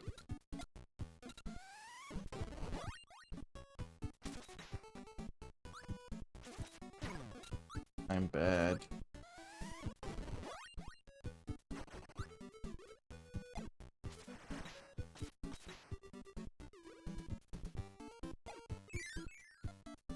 But I'm sure if you look for it, I'm sure there must be like a couple more examples of the thing where it comes to Switch translated. I'm scared. Block, no!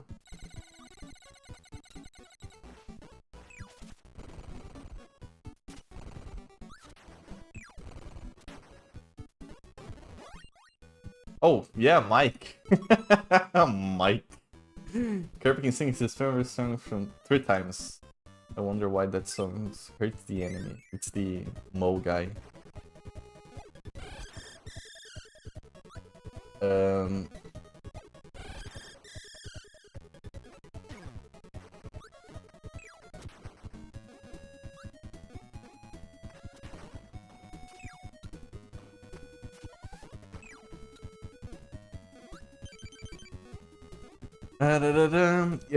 yeah, the Switch is getting ports and translations. It's crazy. I know the Japanese, like the Japanese eShop has the whichever version of the Baroque you played. Which, by the way, I haven't finished watching Baroque. I'm gonna get there. If I'm going to watch it, I want to actually try and pay attention to the plot, because I've been having fun with Baroque, and I'm not really sure I'll play the game at this point, if it's conveniently a stream away from each watch.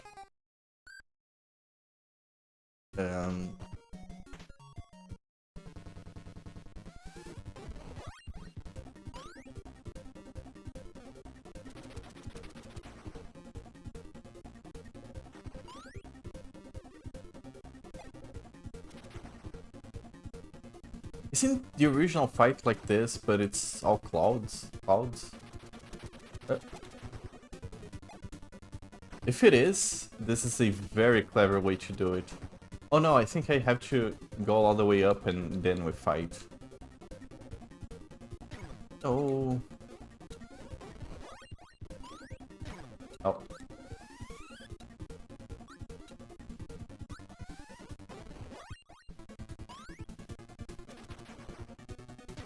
Oh.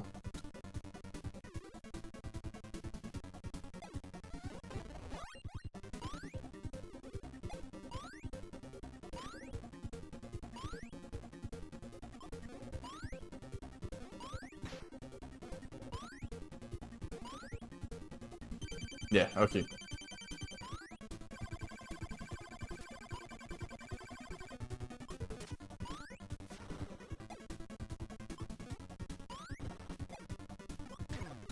Oh. No! Don't blow it up. Okay, I'm good.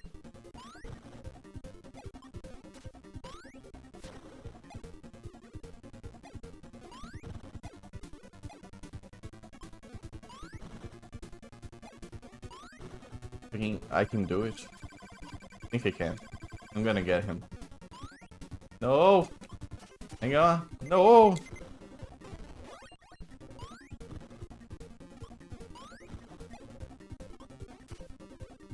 No! Wait, no, hang on. No! Okay, alright, yeah! all according to plan. Calculated. I'm not even a little bit. Didn't even sweat. I'm okay. I'm good. Oof. Video games. Kirby's. Ooh, Mounting Mist. Speaking of which, Mist is one of the games people love, and I feel like I don't want to play it. It just looks very boring, and I love point and click stuff. I'll read chat, and now I'm gonna do a small break. Just to, I cannot be seated for too long because I've been working a lot. I get tired of just sitting. Are those aliens? Spooky aliens. Final Baroque stream was pretty good. I can't believe I lived as much as I lived. It feels very stressful. One of the reasons, maybe, okay, if I end up playing Baroque, I'll probably play the remake.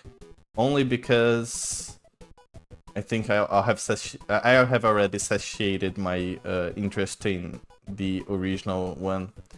But I have to say, from the little I played, just to check it out on the Wii, it is very stressful to play that game. It's pretty much how the original fight goes. I don't remember if Krakow will destroy the platforms if you're not too quick enough. I know, I think he does. Yeah, because I remember that. He scared me when I was like 5 years old. You know, okay, if we're we're going there, Do you know Lassie from Mario 64? Because, of course, there's like...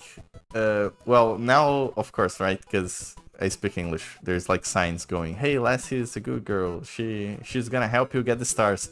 Dude, whenever I saw Lassie on the Nintendo 64, I would like fucking shit my pants. I could not handle looking at Lassie. I thought she was gonna kill Mario. And it just felt horrible being next to her. I think it's Lassie, her name. I forgot, but the blue dinosaur thing on the sewer level. Dude, I hated her. I was scared fucking she just scared me all really hard. And I'll tell you, I was not the age that I was supposed to be scared by a video game. Which I find very funny.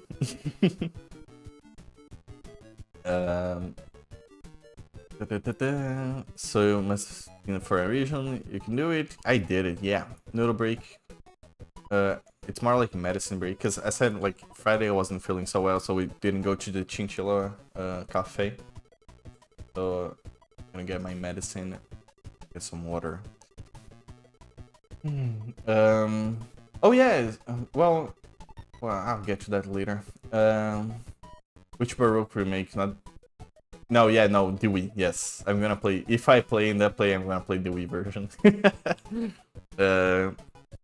Because I'll say I've seen things on the Wii version that are slightly interesting, right? Because remember, I don't know, there is a NPC you talk to on the Sega Saturn version or whatever version you were playing. I forget the console. That he just speaks normally, right? And he has a second head. On the Wii version, one head speaks normally and the other one speaks sideways. So you have on the bottom text, the subtitles, and on the right side of the screen, as if you had turned your TV sideways, there's subtitles as well for the other head. And they speak, I think they speak together at the same time. So there's like fun things to check it out. I'll defend that, because I think that's kind of cool. I don't know if the PS2 and Wii version are exactly the same, because the PSX and the one you were playing are not. I don't know if they are different from like each other, but as far as I know, they're not. For next Halloween, I might check out the PSX port. Plessy, yes, not Lassie, Plessy. There's a sign in Hayes Maze that says, "Be careful or you end up to lunch." And I believed it was a 6-year-old. Yeah, right? Well, I mean, at least I didn't know English to understand what the sign was saying. But man, it didn't help me not knowing what the sign was saying, because fucking Plessy scared the shit out of me. I find that very funny. That always told me that he doesn't think it's true. Browser's minion had to have put it there, sign to frame Plessy. She's been framed. She's not like that. Oh, that's funny.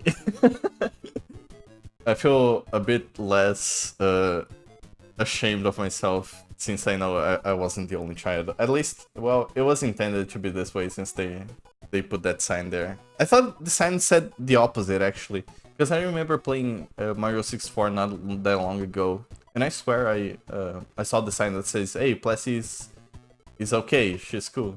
Maybe I'm just misremembering. Dory, yes. Okay, so yes, Plessy is the new version of Dory, and Dory is the old version. Yes, that's correct. Though playing on PS2 version, there's a stories change between Saturn PSX and then PS2 Wii is like a third version of the game. Oh my god, that sounds... Why would they do that? It feels like, I don't know, I didn't really watch Evangelion, but my friends tell me every single version of Evangelion has a different story, which I don't know, sounds awful. It doesn't sound fun at all. I don't know why they would do this, but if it sells, it sells.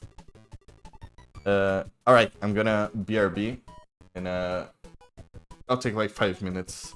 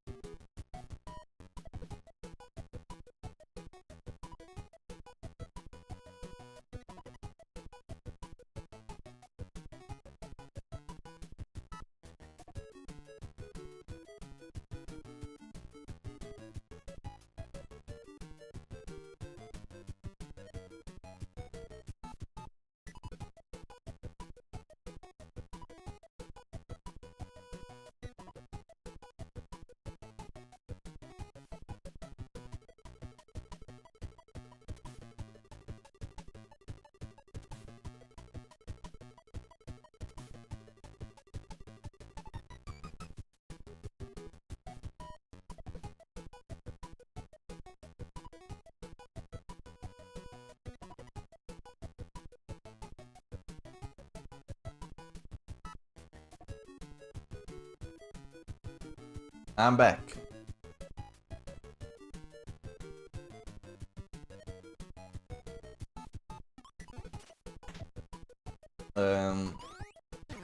Oh. These supposed to be... I don't know if they're supposed to be nuns or ninjas as well.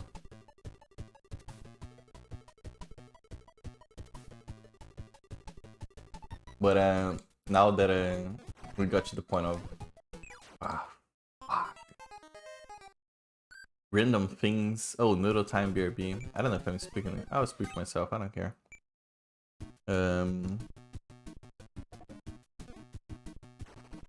But there's not a lot of things that really scared me as a kid, besides from Dory.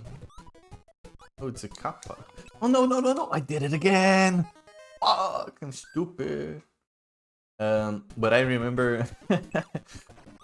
I remember. Like Dory really scared me, and which again, I don't think at least I think, I don't know. I honestly don't know anything about anything. But I don't know if I should be scared, if I was at the age that it's okay to be scared at it or not. But I remember the opening cutscene to Onimusha 3 had blood in it, right? So it's just like basically a bunch of demon samurai beating the shit out of like people in the streets, and they would slash people in half and blood would come out. And I don't know, man, that I remember being so scared to like turn PlayStation 2 off and just fucking running to my room, like as if it's would change anything. It's super stupid, but looking back at it, it's really funny to me. But besides those two incidents, I don't really recall anything other like being super scary for me. But I think that's really funny. I was scared of everything as a child, but only in video games, really. I almost died many times not being scared of. Oh shit. Oh no. Video games are becoming too realistic. People are more scared of video games than real life. But that's great. I find it very funny. I had this talk with... Funny enough, this is a talk I sometimes have with my friends. Because we like to reminisce. And I remember one of them telling me that one of the... I think it was a Need for Speed game. I don't really recall. It was like a car game, right? A racing game. And I remember him mentioning that that game was the one that like did it for him, like scared him shitless, like fucking had him running for his parents, crying and stuff like that. And it's the funniest part is it's not a scary face. Again, it's a racing game, right? Because when you went to the options for that game, there is a dog, like a pit bull or some sort of dog, that basically just barks at you, right? Like the game has a barking.mp3. He said he could not understand how the dog was so mad at him, or how the dog knew he was there. He didn't understand much like what was going on, but it was enough to make him like fucking scared out of his mind. I find that really funny as well. It's just a dog. It's not even that scary. Doesn't really do anything. Like it's a JPEG on the options menu. I love that shit, man. Kids are funny.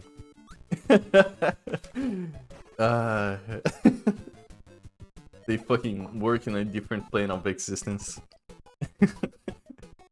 But it's kind of funny because you don't know shit, right? Because it doesn't. When you think back at it, and you're like an adult with real world experience and who can like this discriminate between reality and fiction. It doesn't really make sense. But kids don't think like that. That's great. Oh.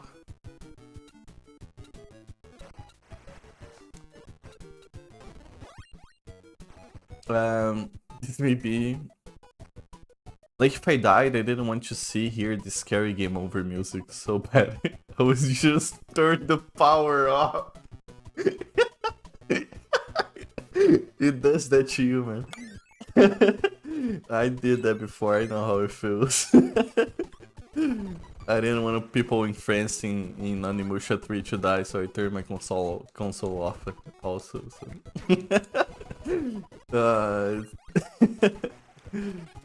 I saved many lives that day, many virtual lives. Oh, fucking. Yeah. This may be where my super cautious playstyle comes in. Probably, I don't know. It must have some kind of. I'll say I find it funny. At least I don't know. Maybe you stop that. Because I don't really recall you doing it again. But I remember when you were first playing Baroque, honestly it was afflicting me. I was getting afflicted by the fact that you're like not breathing correctly during gameplay, and it was really fucking bothering me. I was getting mad because it's just like it's just a game. Calm down, fucking not dying. But it's funny. Yeah. How did the dog know I was there? Yeah. That shit's great. Try to remember the stuff that scares me. The only thing that comes to mind is also, oh yeah, Ocarina of Time. Oh yeah, dude. The wait, what are you gonna mention exactly? Hang on. The thing that comes to mind was also first time playing Ocarina of Time being played. The trigger my fascination of video games, I think. Redeads. Okay. Yes, redeads were scary. I don't understand really why, but the pineapples, which I'm sure like they do have a name and I just forget their names. The pineapples on the overworld that just fucking take flight with propellers. With blade propellers or whatever they're called. And just chase you. Sorry about that. That scared the living crap out of me. That and Majora's Mask. Do you remember, what was it? I forget, like the desert temple in Majora's Mask, where there's a house completely circled by the mummies. And the little kid, like the little girl, opened the door and there's like a half mummy, half NPC. And that scared the living crap out of me. Oh yeah, the pea hats, yes. Those scared the living shit out of me as well. Because, I don't know, they don't have faces, they don't really... They're just like half pineapples with propeller blades. They're a really scary like thing to see. I don't know why, but it did. That did like scare me. Those things are still some of my favorite enemies, but fuck, I was afraid of them. They program so interesting. They're programmed so interestingly. Do they do anything? I don't remember. Like, wait, hang on. No. If Redad, is Redad the one that paralyzes you, or is Redad the grotesque fat thing with hands, like, is on the bottom of the well? The bottom of the well thing didn't really do for me. Redad scared me because they grab you, and grabbing is a no. It's too far. Leave Link alone. Also, when they paralyze you, there's this scream that comes out. Awful, really, really. Those guys scared me. I don't know the names of them. So I don't know which one you're referring to.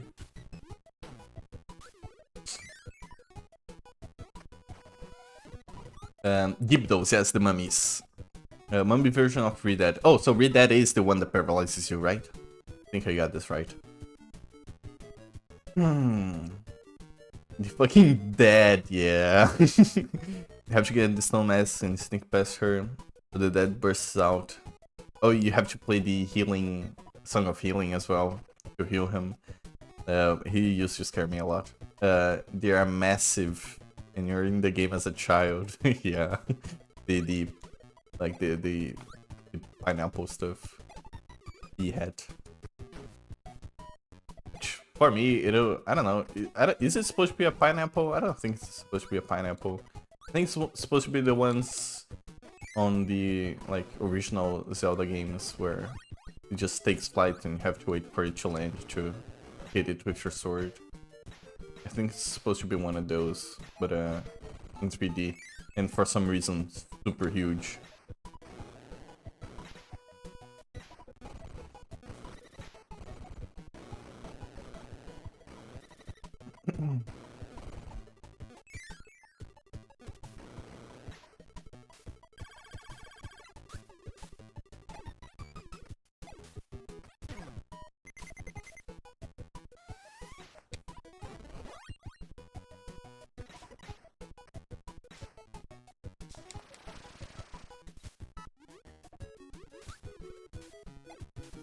Ooh, okay, got it. Oh no, I only have one up left. Oh no! Okay, I have no 1-ups left.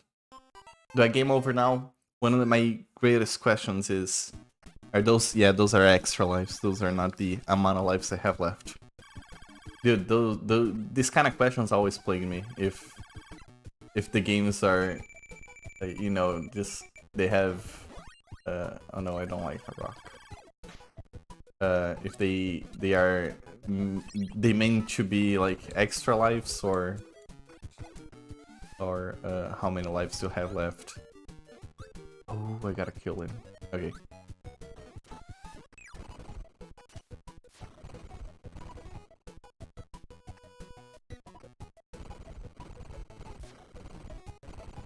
I'm safe here.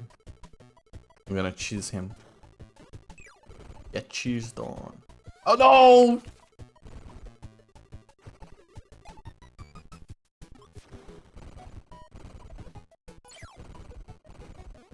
There we go.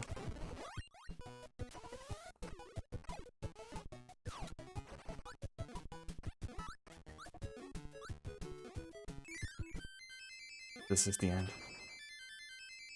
I might have to do some mini games to get some extra lives. You fly up, they don't exactly know what they're doing, and then they just come at you. Red Dead is brown zombies, slow and screams. If you tiptoe slowly, they can't see you. Really? I don't think I've ever tiptoed next to them. I just fucking beat them. Try to slash them as fast as I can. If you kill one while the others are not alerted, the other Red Deads gather at the Red Dead's body. Really? I don't think I've ever noticed that. The bodies don't disappear quickly and they stay around. Yeah, that I noticed. I always thought that was kind of weird. Red Deads are just unsettling. I'm fascinated by that. I don't know what the hell happens with the P-heads. In Wind Waker, they're tiny again. I want to play Wind Waker. I think it's one of the only Zelda games I haven't played. There are very few Zelda games I haven't played. Wind Waker is one of them. I mean, good Zelda games, because I'm not going to play the CDI games.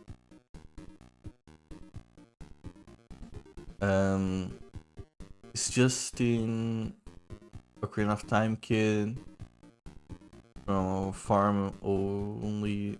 There are good Zillapi heads in the field for some reason. Maybe Link is really tiny. Like really tiny. Everything's scaled down but the P-heads. P-heads are just regular size. Actually, Ocarina of Time is like resides in the Minish Cap world. where everyone's very little.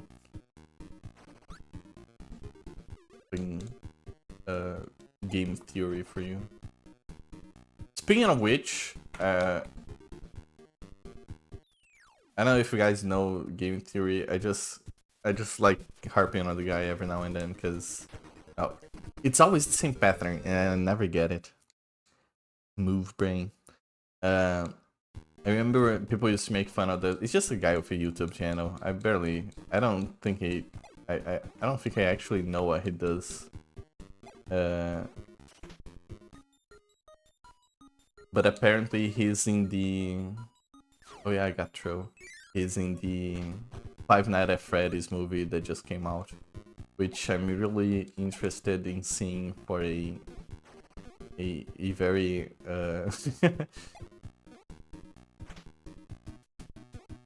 what even is this kind of ordeal? I'm very interested in because I remember when Five Nights at Freddy's was I don't know if it still is or is it not a huge deal. Okay, so here's the last time I thought about Five Nights at Freddy's, okay? I was at the Demolition Derby drag race. And I look down and I see a family and I see this questionable able-mindedness kid, right? Smashing his shoe Five Nights at Freddy's, which I think it's Five Nights at Freddy's. I'm pretty sure it was, because it was furries, and they were like half electronic, half like robots, half furries. And he was just fucking smashing them together as if they're... I don't know if they were battling or kissing. He was doing something for them, right? And the kid was, I think, about like 10, 11 years old. And I just look at him and say, God, that's the future of this nation. God bless America. And then I went on with my day. Besides that, I think it was like 2015, maybe 14, when Five Nights at Freddy's, you could not open YouTube without seeing something to do with Five Nights at Freddy's. And I find it's one of those... It's just like Star Wars for me, right? That I said it. I bet it like... I don't think I've ever played a Five Nights at Freddy's game. I'm sure it's like fine. I'm sure it's okay for what it is, right? I just don't understand how it got so famous. That it does not enter my mind. I cannot like rationally accept the fact that it's as famous as it is. Like it's as big as it is. And that really intrigues me. And I guess watching a movie is a acceptable way to maybe try and understand why, without actually playing the games, because I have zero interest in playing the game.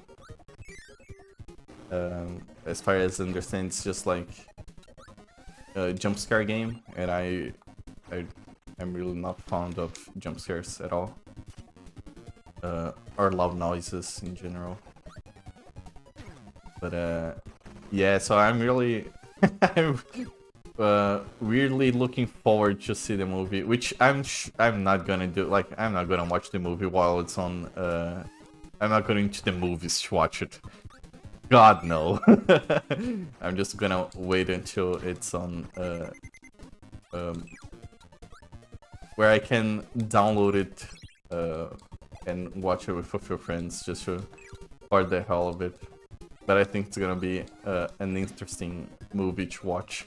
I'm sure it's like a 5 out of 10 movie. I'm sure it's not good, but it's still just to think that it came out so late. It's been like, I mean, if the kid, it was still this year, so if the kid was holding Five Nights at Freddy merch on the Demolition Derby drag race, I'm sure like it's still around, but I feel like it's fizzled out. They might have taken too long. Might be an interesting watch. Might be interesting to check out Rotten Tomatoes and IMDb as well. here I go again talking about movies. Maybe I should start saying I do watch a lot of movies, because apparently I'm more interested than I ever thought I was in movies. I've been watching a lot of stuff. Not even Minish Cap P heads are this large. Oh, same joke. Yes. Okay, I'll take it. You said the same thing as about Minish Cap. Okay. Questionable, like cheese brain minds think alike. I am scientifically interested in FNAF movie, not sus at all. Yeah, it is. It is very. It is a very weird thing to say. I'm fully aware of it. I'll try to explain it just to not pass on the idea that I enjoy it in any particular way. It's more of a. I bet it's an interesting watch considering the situation it's in. Just like I said with Star Wars. Yeah, I think the game concept is neat, but again, destroy all fan bases. Yeah. I tried to think of a counter argument with destroy all fan bases, but I really cannot. It's I don't know. Wow. I'll never understand. I try, but I really cannot. I don't get people. Like, I don't know. Destroy all fan bases, you're correct. There is no counter argument for that. Even though I like to be a contrarian, I can only agree. From the little I saw of the first FNAF, it's like pay attention to security cameras and limited power to operate the doors in the building. Bad guys wanders around you. Updating to. Oh yeah, no. I'm aware of the gameplay. Like, I've seen it before. I just have zero interest in playing the game and no. I'm sure there's a lot of lore about it, but I was saying this because okay, I was saying because there was this guy, right? Matt Pet or something like that. He has a YouTube channel, and apparently he does a lot of like Five Nights at Freddy's stuff. And apparently he's in the movie. He's like a cameo in the movie. And I can only think, man, good for him. Like, fucking grab that bag, that Hollywood dirty money bag, and just fucking run with it. So it always, whenever there's like a shitty production or a shitty movie or anything like that, I always try and think of, man, some random ass chums got like fucking paid to be there, and good for them. I mean, get all the money you can get and bail. I hope they made a lot of money. That's what I'm always thinking about. Fucking get that Hollywood money. Go for it.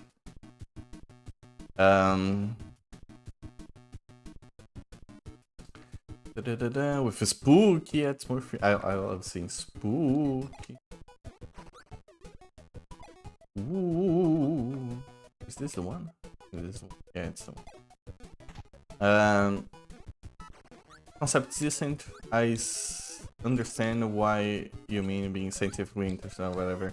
Not really okay. Scientifically interested sounds very pretentious. I would not put scientifically there. I'm not doing science. I'm just really intrigued by it. I'd say intriguedly, you fucking understand, interested. Or just interested, whatever, I don't care. I will not defend that hard being interested in watching the movie. It's just a fucking movie, I don't really care. But yeah.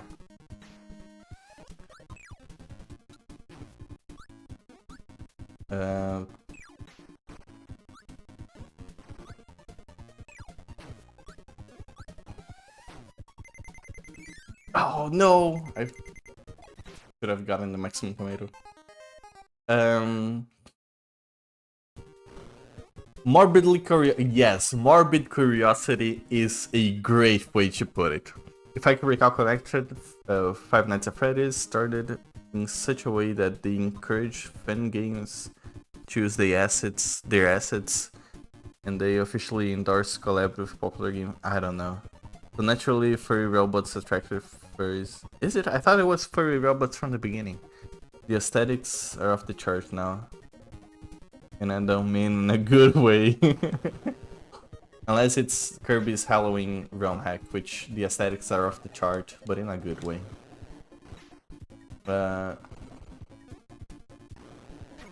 Man, I'm enjoying this ROM hack. It's really good. It's very orange. Which, surprisingly, I'm not as bothered by as the idea of it makes me think I would be. But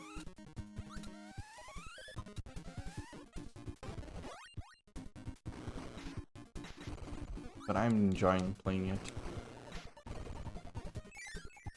I'll leave a good review for whoever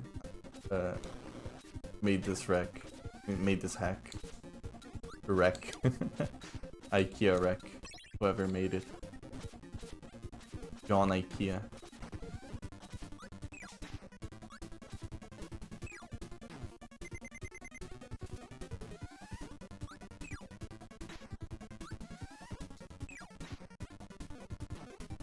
No, I'm done.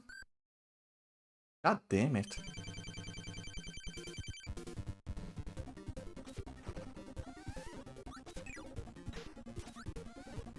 This sprite rework is super fitting. I like it a lot. There's nothing that I've seen is egregiously odd or different. If it's Kirby's aesthetic, well.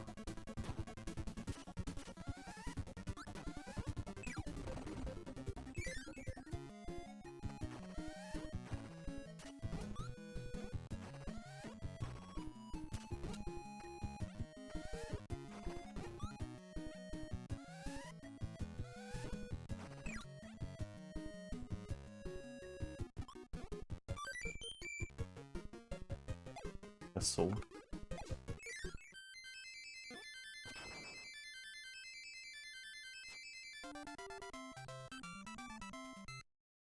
the diagonal toss in the most powerful bullseye was that my condom. Yeah, no, that he knew what he was doing. He waited his whole life to get the perfect toss. Oh, alien. Alien.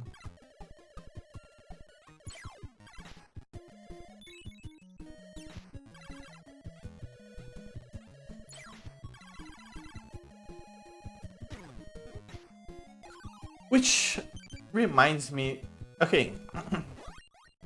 Did you play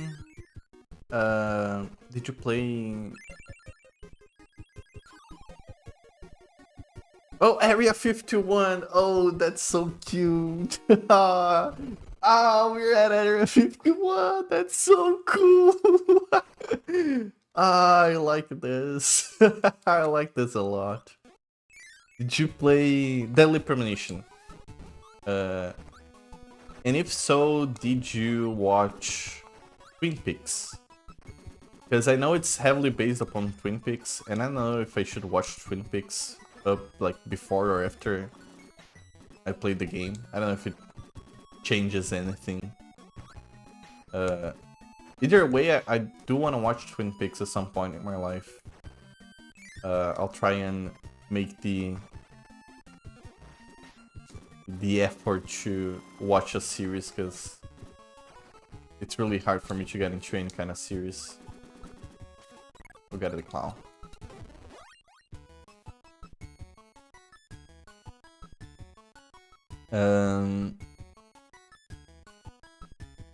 UFO Vanilla Spooky. I guess we're going Vanilla Spooky, which is not bad. I like Vanilla Spooky. I like Area 51 and Nabius. They pique my interest. UFO is my favorite power-up. I think they... Sorry about that. I think UFO it is... Yeah, I think it's my favorite power-up as well. At least in the older Kirby games. I do enjoy the Wii. I think the Wii was the first one to have Whip. Whip Kirby. I like it a lot.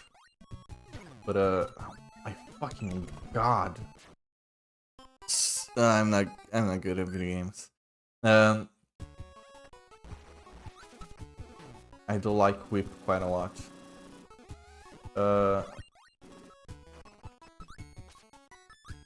But I like your focus. He's like a mixture of beam and laser, but he also can charge his shots. God, fuck! I'll get it someday. Not today.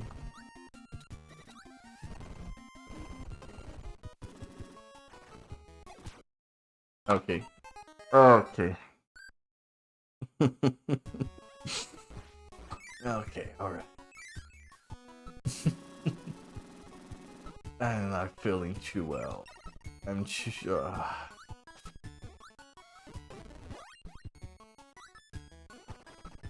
I'm getting my gamer license revoked. If they ever find out I'm not actually a real gamer and I cannot beat a children's game.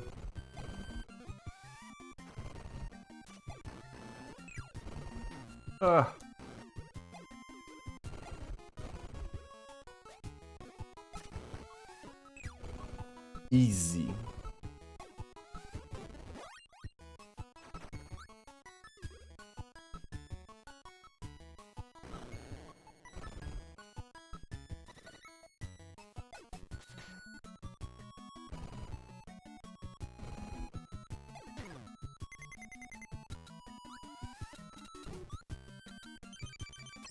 Thank God.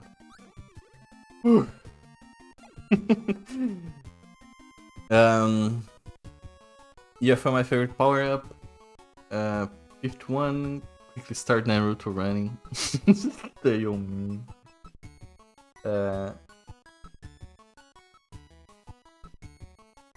Kirby's run to play Naruto run. It is true, he does to play Naruto run. Coincidence?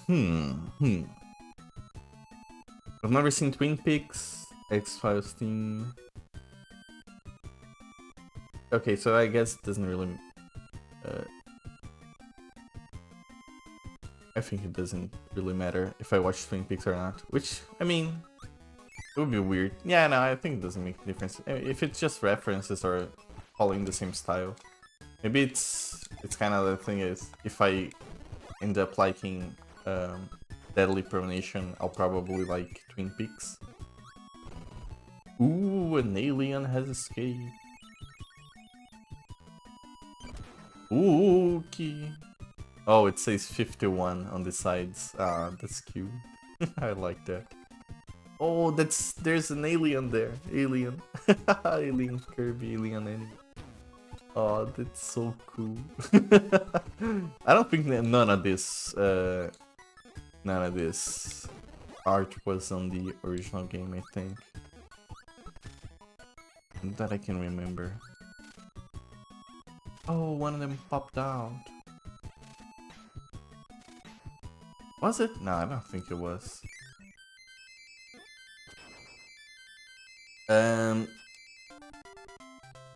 X-Files stream. This was the most triangular emote I could find. Is there not a pyramid? Or maybe an eye? I think, yeah, I mean, that's good enough. The power-ups seem to be bounce away, just wrong location. Obviously, just made the realm hack. Kaizo, yes, it is a very hard Kaizo realm hack. That's right. I forgot to mention that, but it's clear that it's a Kaizo realm hack.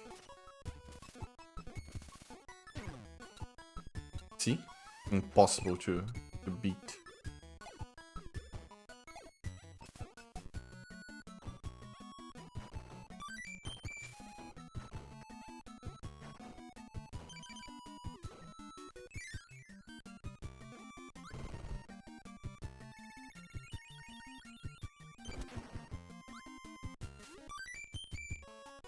I'll take one up because I need those. Wait, does Kirby do stages like 1-1, 1-2? so this is stage 5-1. I think this might be the 5th world. But that was not stage 5-1. Unfortunately, which would be a good idea.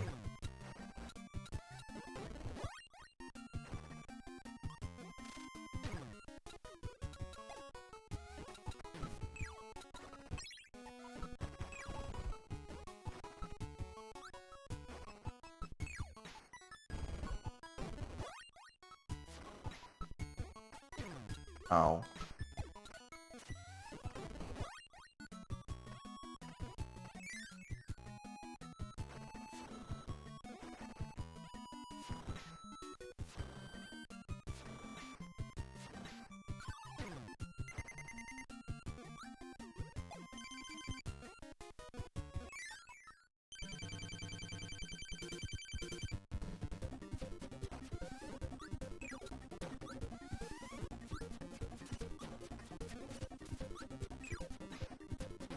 Nope.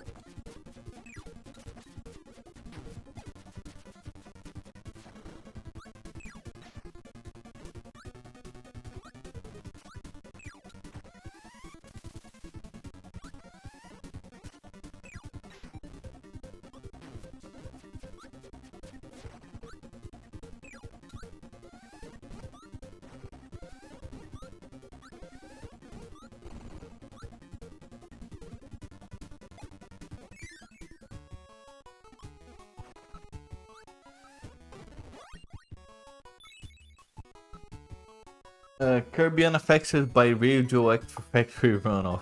He's already the strongest tumor. He's a cancer. Oh, never mind. He's hurt by radioactiveness. There are more radioactive stuff in Kirby around here, it says a lot.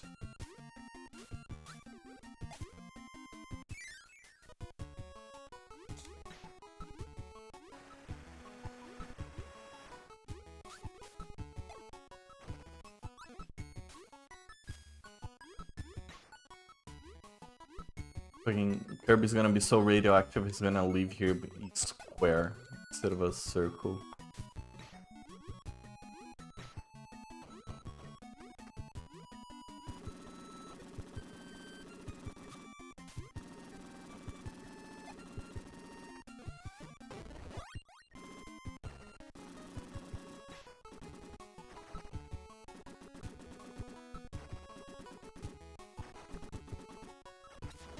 Oh, of course.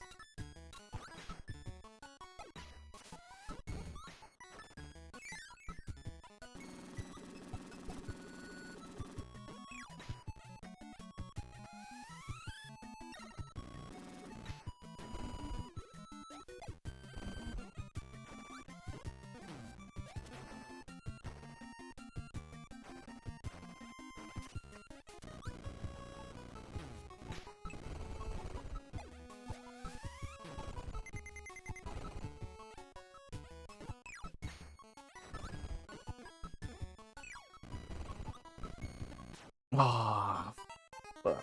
Oh well.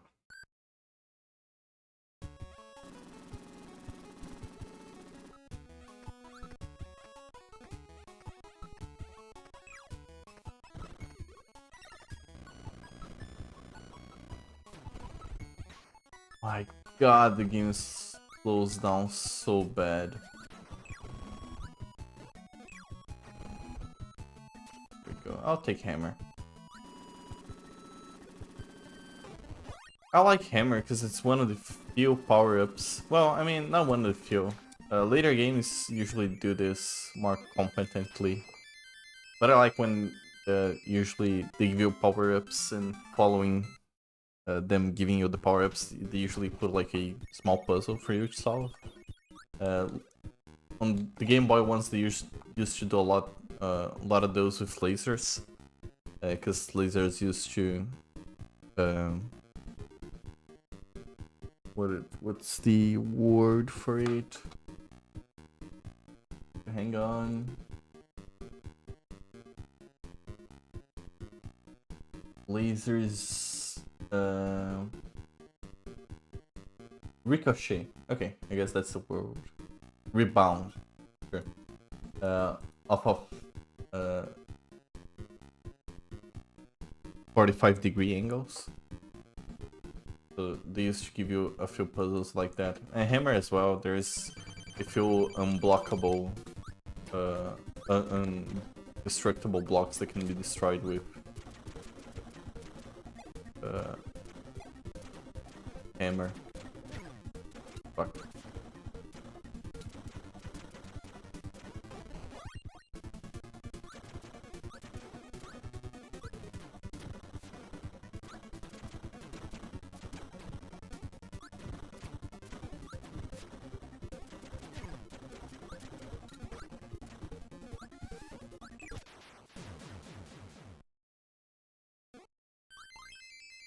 Mirror puzzles, yes, just like that.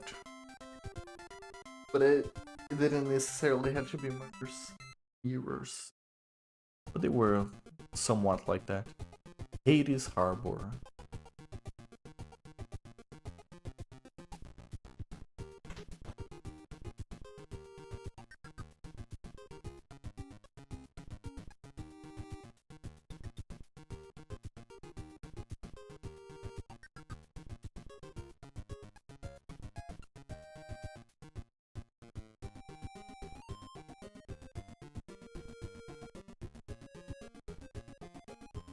Hang on, I'm gonna get a piece of chocolate for myself.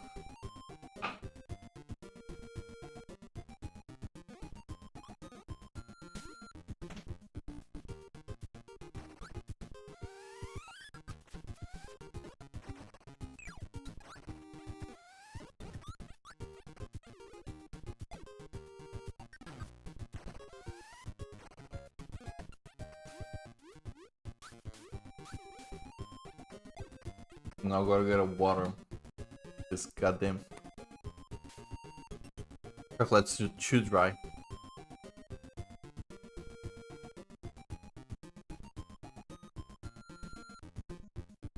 Polymirror. Since it's usually shiny object that reflects, redirects it. Oh yeah, that's fine then. Funny story. My mom watched me play Kirby Adventure, and she played Kirby Adventure, and she told me that when laser bounces off those slopes, it could ricochet. And somehow my pea-brain came up with the idea that lasers backwards. It's ricochet. No, wait, can't. Okay. Okay. You think you're missing a few steps. Your mom told you that lasers could bounce off those slopes, it could ricochet.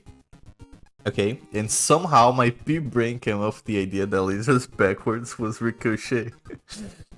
And I kept that fucking shit-head idea until like 6th grade. Until I played those games again. And knowing how ricochet is spelled, it's like, there's no fucking... no, the fucking isn't ricochet backwards.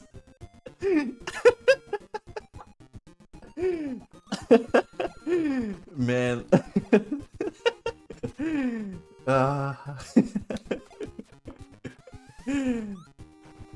Ricochet's lasers backwards. There's...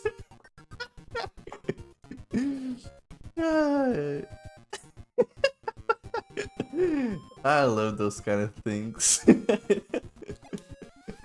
And you know what the best part is? Because, I mean, you're a kid, right? Thoughts just come to your head and you're like, okay, I guess that's life now. Because you don't understand much about anything. But I love the idea of mistakes or lies. They're so small, so the kind of thing you never think about. And I do have one of those as well. That's like there's no use like thinking about it, right? Why would you think about lasers backwards being ricochet? You just accept that as truth, and it just is. And it's funny when you get the realization that you fucked up. I had one of those as well. For some reason, I don't I don't really know why. I don't know what are those. Okay, have you guys ever seen people at the beach playing some kind of tennis, but with a something that has a feather on it? What is it? What is it called? I don't even know if it's translatable now, just that I think about it. Google Translate's telling me the word is shuttlecock. Yes, it's a shuttlecock. Also called a birdie or a shuttle. Okay. It's really specific, okay? But I'm in a... It's the kind of thing that it's not like I've noticed in 6th grade. I was in the middle of university when someone told me this. But I always called marbles birdies or shuttlecocks. Badminton, yes. What they used to play badminton. And it never occurred to me to just, hey, maybe I'm wrong. Maybe, because I always say like, oh, right, you guys ever play marbles when we were kids? And I was like, okay, you guys ever play shuttlecock when you were kids? Like, you ever play birdies? Or it's not even the badminton itself, it's just like what they use to hit back and forth. And yeah, and I don't even have the good ending of saying, hey, I was in 6th grade and I noticed that I was mistaken. It's just fucking, it stuck with me. And up until this day, it feels really weird saying the actual word for marbles. Because I never called them marbles. It's super specific. But I'm sure it's not the only one. I had this for the longest time, and I don't know how to really explain this. But our word for iceberg and outdoor, like, not outdoor, I think you call it outdoor as well, like those big signs on the side of the road. Call them outdoors. Outdoors sign. Yeah. Exterior sign. I think they're called outdoors as well in English. But for the longest time, and I really can't explain this. Whenever I saw a outdoor, or an outdoor sign to be more specific, the word for it that came to my mind is iceberg, and I was like, hey, check it out, that iceberg with a McDonald's sign on it. Could never explain why. It is not the kind of thing that someone told me wrong or... Oh, billboards, yeah, okay. Sorry, yeah. We call billboards outdoors.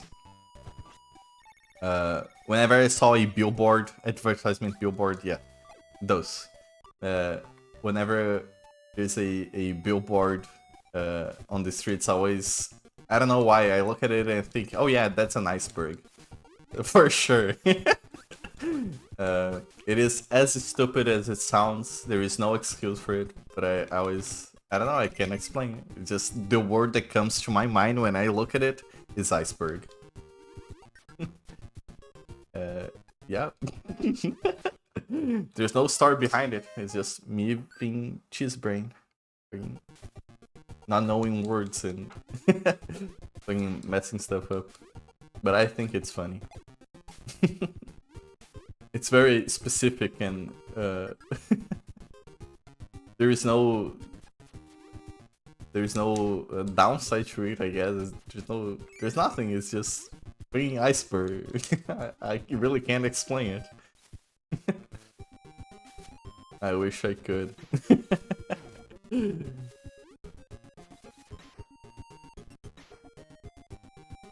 But yeah, that happens.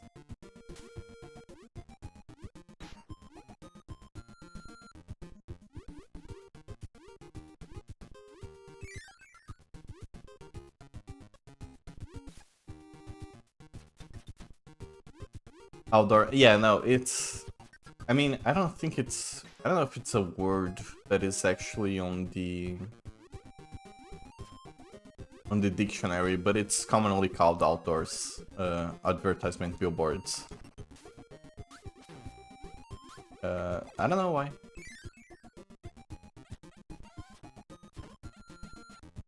It's kind of funny that we took a English word and changed its meaning to fit whatever we wanted. We do have a classification for words that they come from other languages. We call them strangerisms. Stranger, but with ism at the end. I cannot pronounce it apparently, but I think English must have it also, because I know resume is one of the words in English that is. It has accents. It can be an actually native English word. Must be some kind of French word or whatever. Waitress. We call waitresses. We call them garçon, which is French for a boy or a girl. Garçon et garçonnette.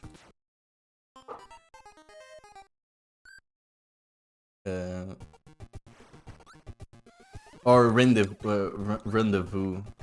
Oh my god, what a strong man over here.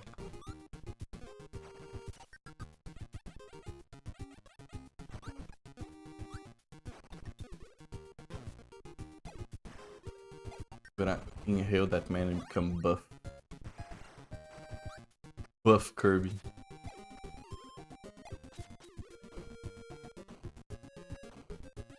Buff B. Buff B. But yeah, I find that's kind of fun. Iceberg.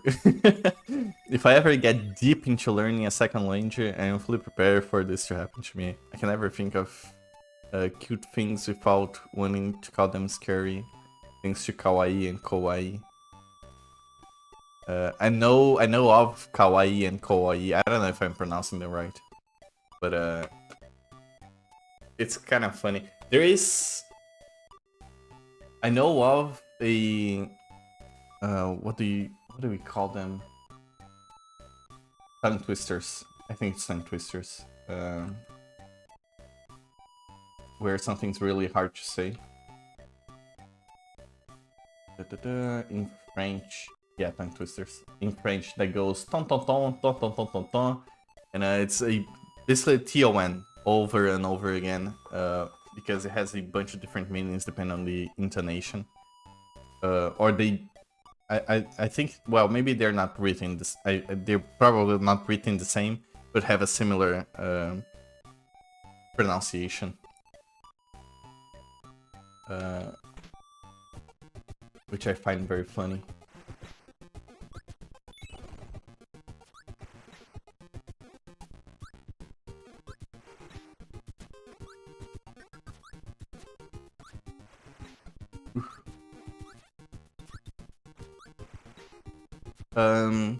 I can never think of a English takes words and uses them all the time. It's not misuse. It's just doing a different. Make it mean a different thing. Because once you take like, if you actually, if you're taking a word from another language, it's like you're copying to your dictionary. Who cares if you change the meaning or not? It's not the same language. At least that's the way I think about it.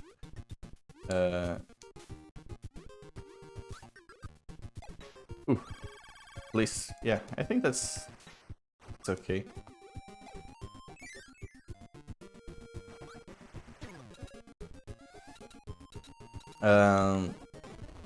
We call those words from other languages loan words. Really? At least you're nice about it.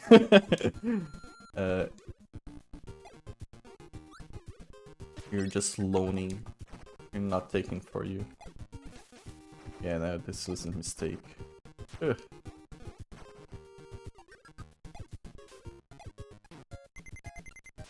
Oh no.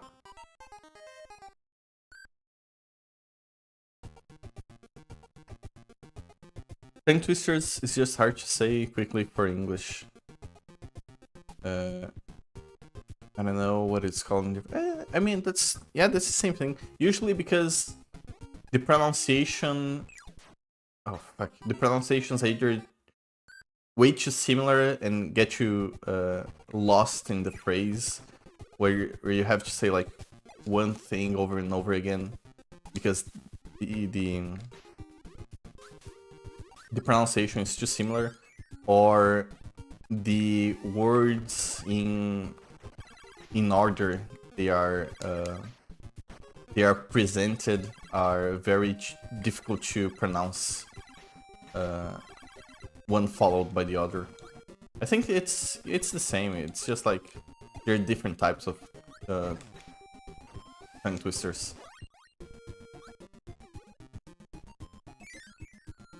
Oh yeah, I should have read everything. I don't know what it's called when you get the same thing but have different meaning based on intonation, and is also a tongue twister. I think it's just different versions. There might be classifications. I'm sure there's tongue twister artists, so like somewhere that's there. They would like to correct me, but I don't really care enough.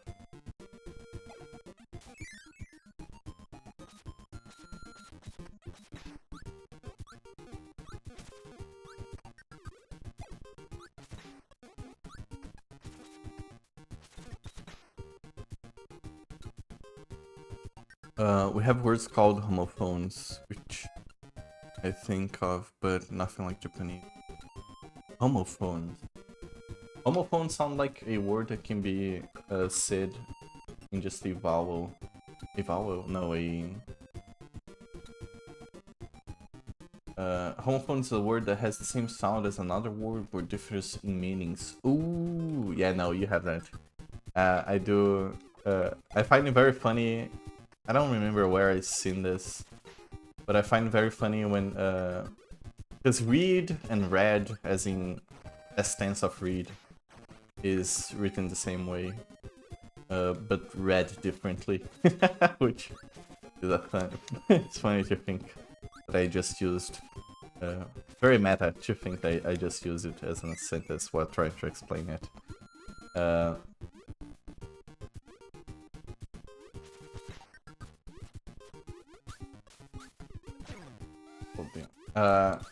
I find it very funny that we can get it. I just didn't get anything for going there. I find it very funny that I can, or we as people who speak English can read phrases not knowing which one is supposed to be like read as, but you read correctly because the rest of the sentence helps you identify which one is it.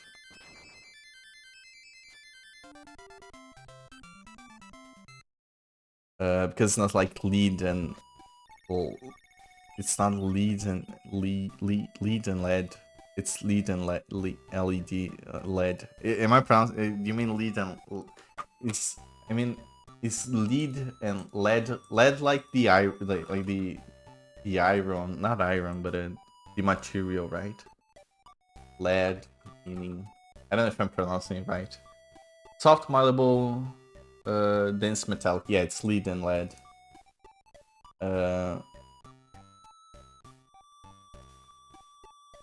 Led me to the gallows. No, I'm just joking around. But it's funny.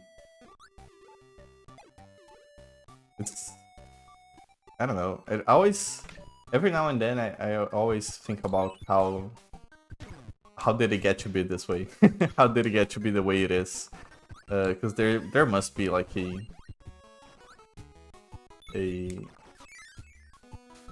a reason, right?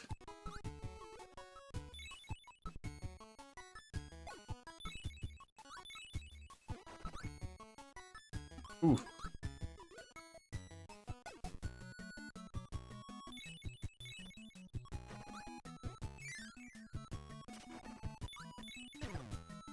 Oh, I don't think I'm gonna do it. I'm gonna game over. Actually, just fucking end me. Right here. Bad. I will lead you to the gallows if you allow yourself to be led there. I will read you a book if you want it to, if you want it read to you. I don't know. Oh, I don't want to change it. I still hate it. I mean, I find it okay. I'm sure there are worse things that can happen to language.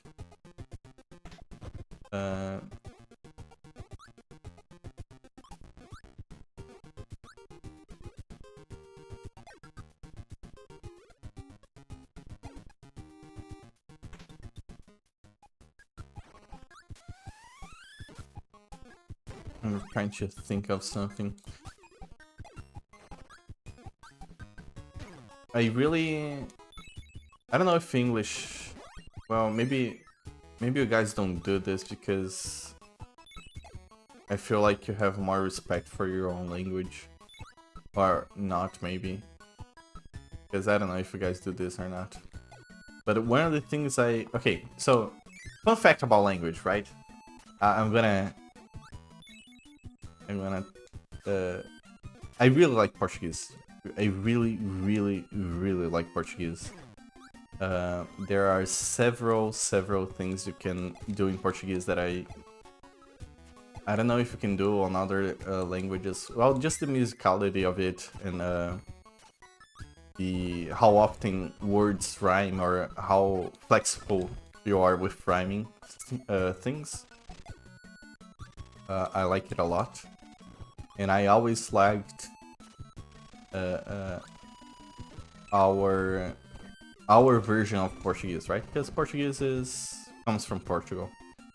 But Brazilian Portuguese was at one point very distinct from Portugal's Portuguese.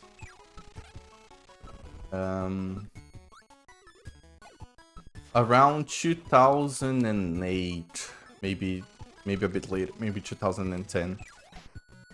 We as in Portugal and Brazil. Okay, because think about a Portugal, which is a European country, very small. I feel like there's probably more people that speak Portuguese in Africa than there's people who speak Portuguese in Portugal, just because it's very tiny. Brazil is very big. Brazil is huge, right? Probably, if I had to guess, I'd say like maybe definitely on top 10 largest countries in the world. If I were to guess, it'd be like maybe on 7th or 8th place. We, as in Brazil and Portugal, made a agreement on changing both languages to try and fit somewhere in the middle, so we would both gain from reading each other's texts. So we basically would agree on we're changing Brazilian Portuguese to make it more accessible for European Portuguese, like Portugueses, like the actual people from Portugal. And I mean, Kirby just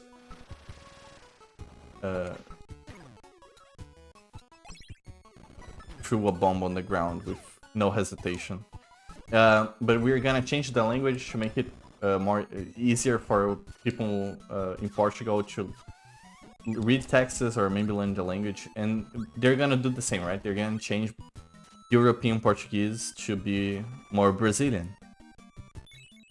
And we both signed this, and we basically had, like, this was starting school, right? We have, like, or I think it was 4 years to change our language, like what we knew.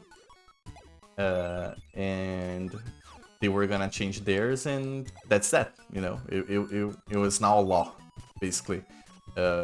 If you didn't go through with it, you're gonna get like zeros on your Portuguese tests or whatever.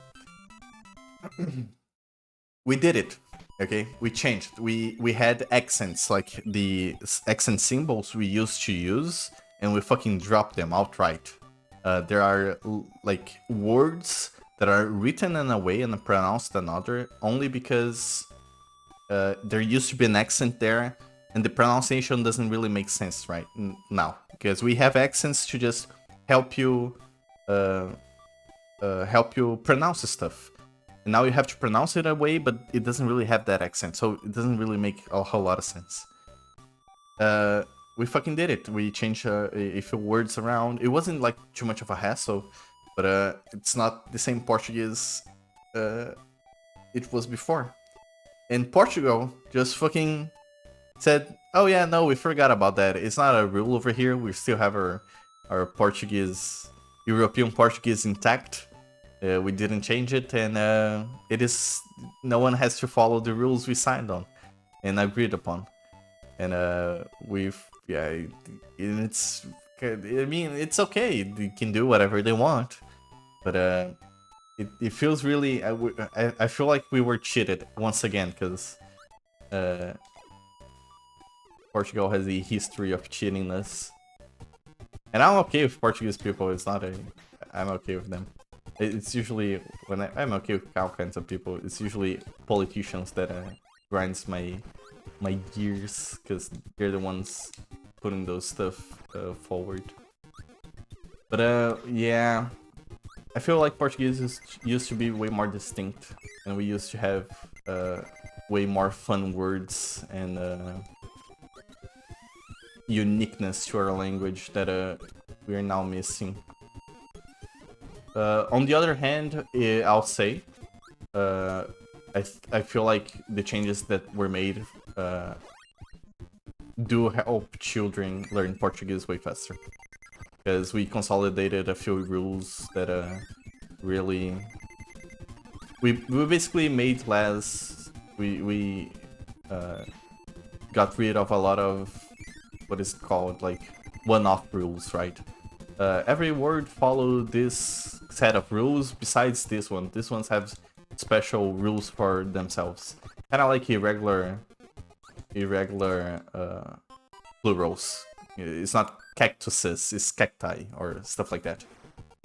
We used to have a lot more of those, and now we don't. Which can be good, both good and bad. It's just, I don't know. I just wanted to rant about something that I had to live through. That's welcome. Like, thank you for showing up for my TED talk. and that's it. Like, okay. Hang on. Flux. I'll never think we have respect for the language. Butcher. Oh yeah, and about respect for language, because I skipped that. We do have one thing that if a word is written wrong enough for, like, by the people, it is voted by a few members of whatever people take care of language, and if they say yes, which they usually do, then the spelling of that word changes. So if the people are dumb enough, if the education system failed them enough, instead of fixing the education system, they change the language. And that bothers me a lot. That makes me fucking mad. But yeah. Okay. It's neat. It's made in that way, I guess. Very flexible. Yeah, like Spanish Mexico and Spanish Spain. Yes, like that. I feel like Bacchus was telling me Russia did something where they hired a lot of smart guys to redo Russian itself, really? And like, it sort of worked, but these things usually never end up well. Big cooperative effort from systems and politicians in the industry. Yeah, yeah.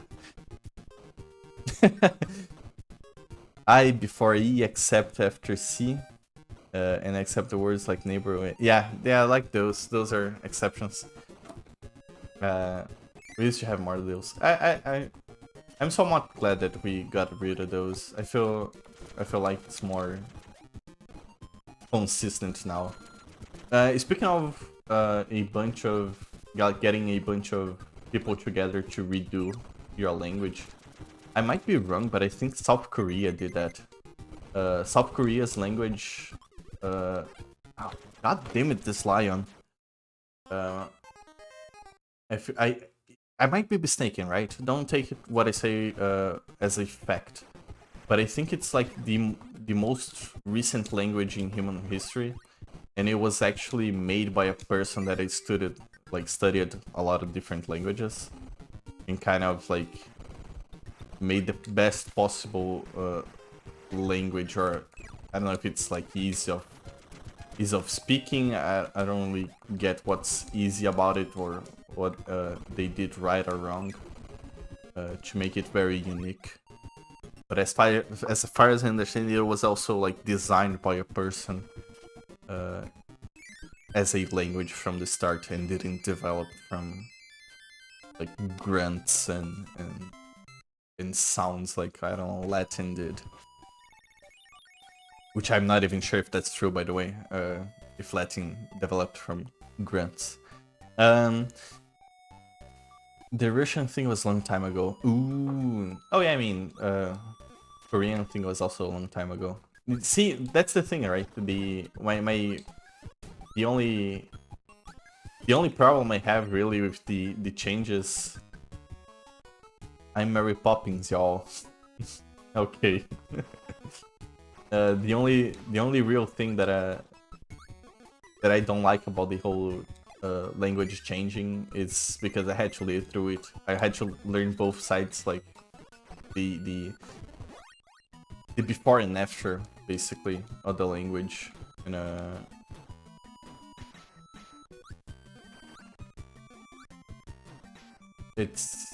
I'll say it was kind of weird, like getting to school and them being like, okay, so remember, oh god, and I remember like teachers not being fully on board with it, and a few of them like, I don't even know the language I'm teaching, basically, because the rules changed and they had to study from the start. Which, okay, to be fair, there were like, I think we had like 5 years to adapt, where both rules before and after the change were still valid as correct Portuguese. But still, it's interesting. It's super interesting. I will not lie. But I had to live through it, so it was kind of a pain. I guess on the long term, I'm happy with the change. I will not say it was for the worst. I don't think it was. But it's kind of crazy people have the power to do that. Oh no. No. I thought I had to go down. I did not have to go down.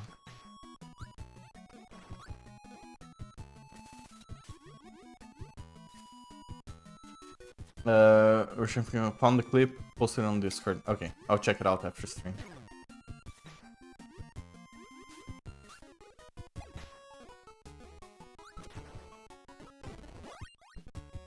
Which, I don't know how long more I want to stream for. This is level 6. I might do a break, because I really want to finish this realm hack now. I'm actually super enjoying my time with it.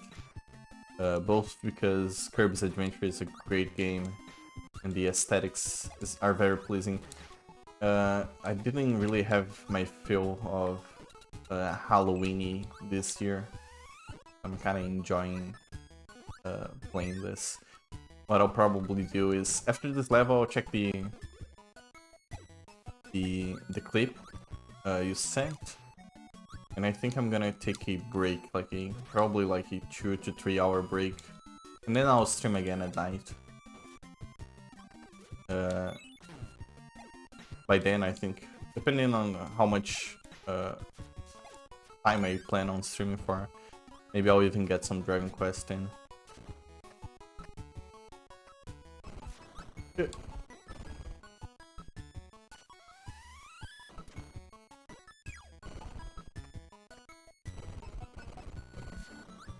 Yeah. No!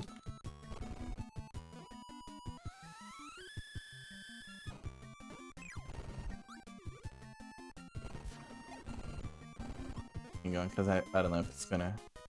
Are we gonna throw? No. Ooh! Okay, now you're gonna throw, right? Yeah. Okay. First try.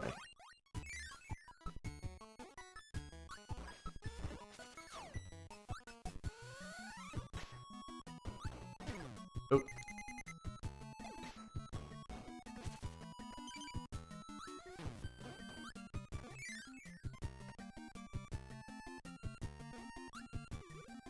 Is that an eclipse? Oh, I think that's... Is it eclipse?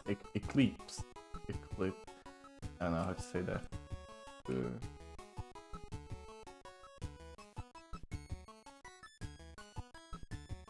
What is it? Eclipse. Eclipse. Thank you, Google. I think that's an eclipse. I like that sprite.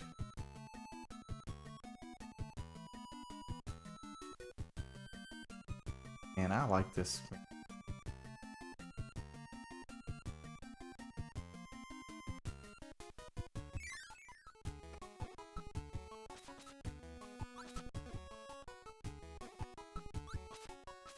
I'll read the bigger message in a second. But yeah, the queue. I really want to finish the queue. Because with life moving as fast as it's been, I want to finish it before I do not have the chance to finish. As in, I'm gonna get too busy, not that I'm gonna die or anything. But because if I happen to move again, I'll probably finish the queue like next month for sure, Because I do plan on moving at the end of the month, which is gonna be the third or fourth time I move this year. I'm so sick of it, but it's always because of a good thing, so I'm okay. Moving again, if it's for the greater good of my life. But if I don't finish up like next month, I think it's gonna be real hard for me to finish. Not at all, but for like a long while. Probably gonna have to pause like a bit, because the setup to stream is not super easy. I'm gonna do the boss. I'm gonna do the boss, and then I'm gonna rest a bit. Take a break. Just wanna get a power up to go to the boss.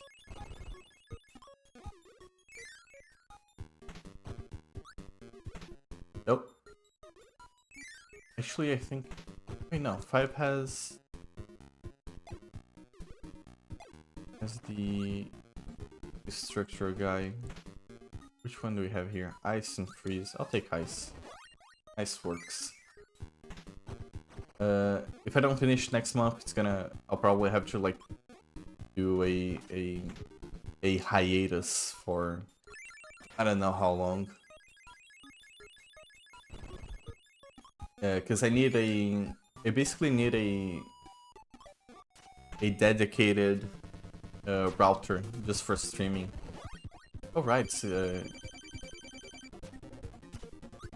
Meta Knight.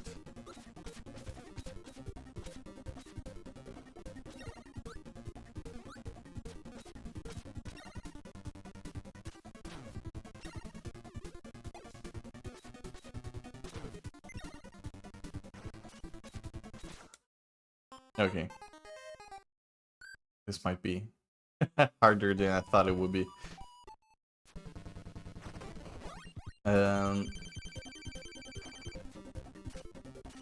Oop.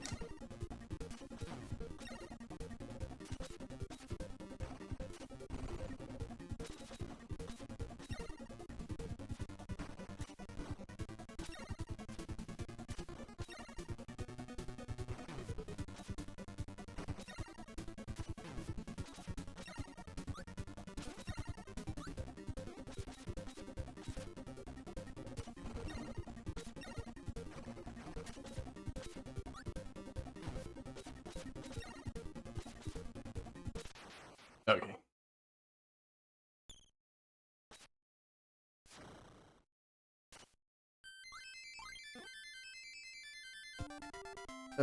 So I think maybe it's okay for official uses and definitions to be updated.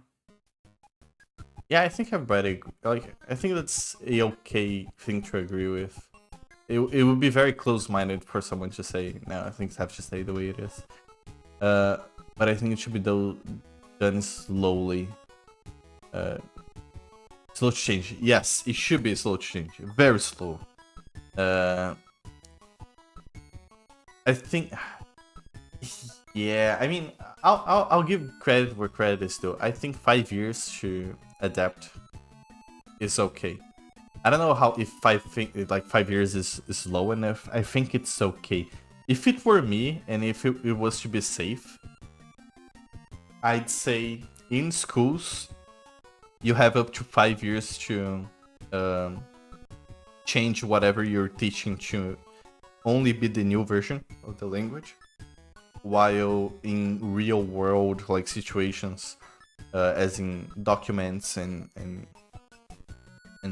actual like more important thing, not, I wouldn't say more important, but like day-to-day kind of stuff, because man, if the person is 45 and they work as a lawyer, maybe if they work as a lawyer, that's a bad example, but if they work as, I don't know, as a biologist, right, not in research or anything, just as a biologist somewhere, that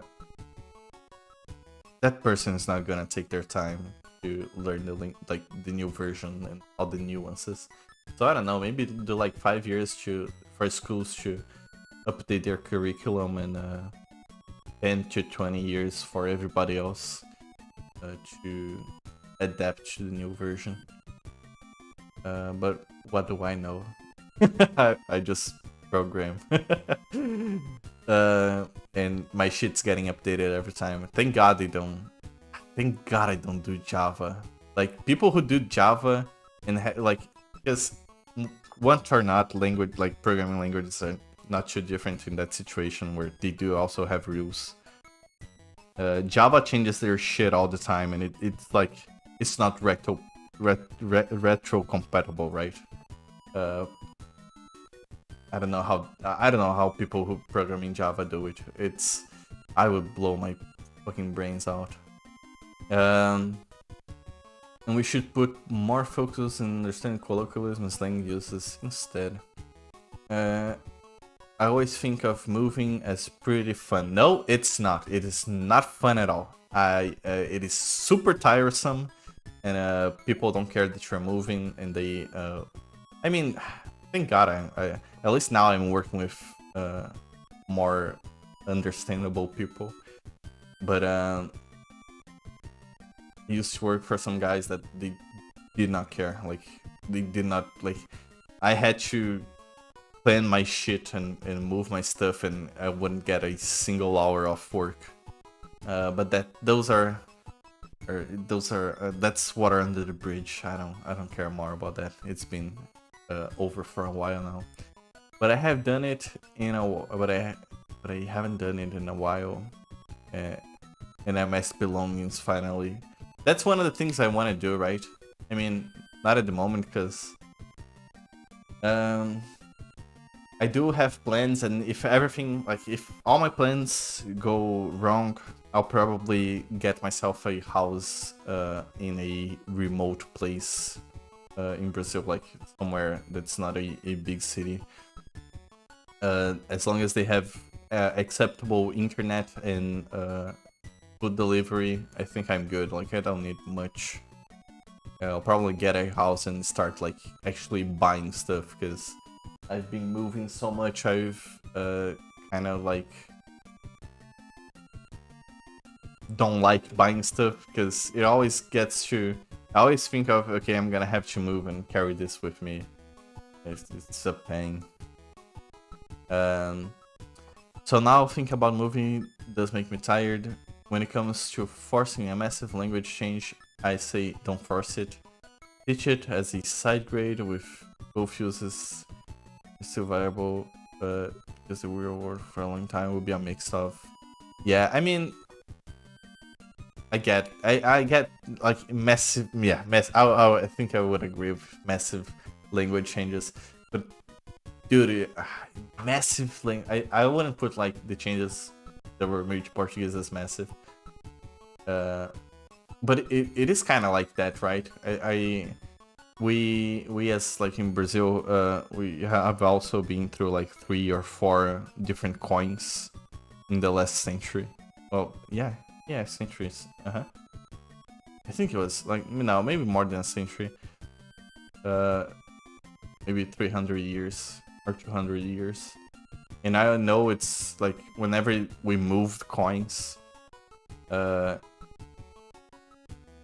you had like all the prices for stuff in the market, like with the old coin and the new coin, because both were still circulating.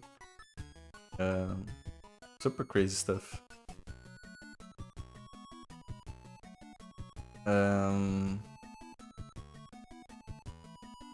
Both for the new terms, remote house with good internet. Yeah, man, that's a plan. I'll be honest, right? I hung out with friends months ago, and we got when I sent the picture of the birds and the alpacas. We were at a house that was in the middle of the mountains with absolutely no one. We were close to the top of the hill, and you could see a city way off in the distance, and I feel really like sparse to houses, like also farmhouses in your view. But man, when I went there, that shit's life changing. I don't wanna be next to cars. I mean, that specific place wouldn't be such a good place to live, because getting stuff like you can't do what's it called, groceries so easily, or at all. Actually, you have to actually be ready to travel a few hours to. Which, I mean, if you're American, I think your cities are already built like to use cars everywhere. That's not the average reality here. I just fucking get a bike or do groceries by just walking. But I'll say we took a what's the Elon Musk guy internet thing? He has the satellites, which take a while to connect, but after they're connected, it's super good internet. Which super good internet for me is not that much. 300 megabytes download and upload. With to be honest, there's a lot of ping, right? There's not a lot of ping. Sorry, I mean kind of a lot of delay. But after you get a stable, like the connection is stable, but it's delayed, as in you cannot play competitive multiplayer games online. Like CS:GO would be unplayable. But it is consistent internet. So if you're downloading a movie, you're getting like 300 megabytes, no problem. I'm trying to remember the thing, but it was like the Elon Musk kind of stuff. I forget. He did internet he does internet via satellite or something like that. And Starlink. That's it. Thank you. I'll just accept that internet's not a problem anymore. If I have to get a Starlink for myself, Uh, it was surprisingly not that expensive. Uh, I mean, it's way more expensive. Not way more. I'd say it's like 1.7, 1.8 times the value of like getting regular internet for the same speed. But internet's not super expensive anyway, so it wouldn't be a deal breaker having to pay a little bit more like for internet. If I ever get a house in the middle of nowhere, which, oh god, I wish I'm able to at some point in my life. But those are not the plans so soon.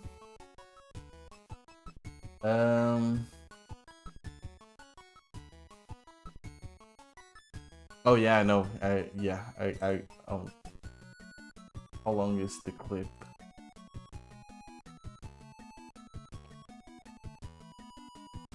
Can I... I'll save stage just to be sure. Can I put it up? I don't think I can. Volume. Okay. Another week has passed, and it's time once again for the Song Hour. Today's guest is... Oh, wait. It is a whole stream? Or is it just a clip? 31 seconds. Okay, I'll watch it. I'll watch it on stream. Hang on. And then I think I'm gonna bail. Another week has passed, and it's time once again for the Song Hour. Today's guest is Spelling Bee. What? Let's hear the song. I before E except after C, and except for words like beige and deify and dane and feign and feisty and geisha and height and heirloom and leisure and neighbor and rain and veil and weight and weird and zeitgeist. Oh, that's good. Another week has...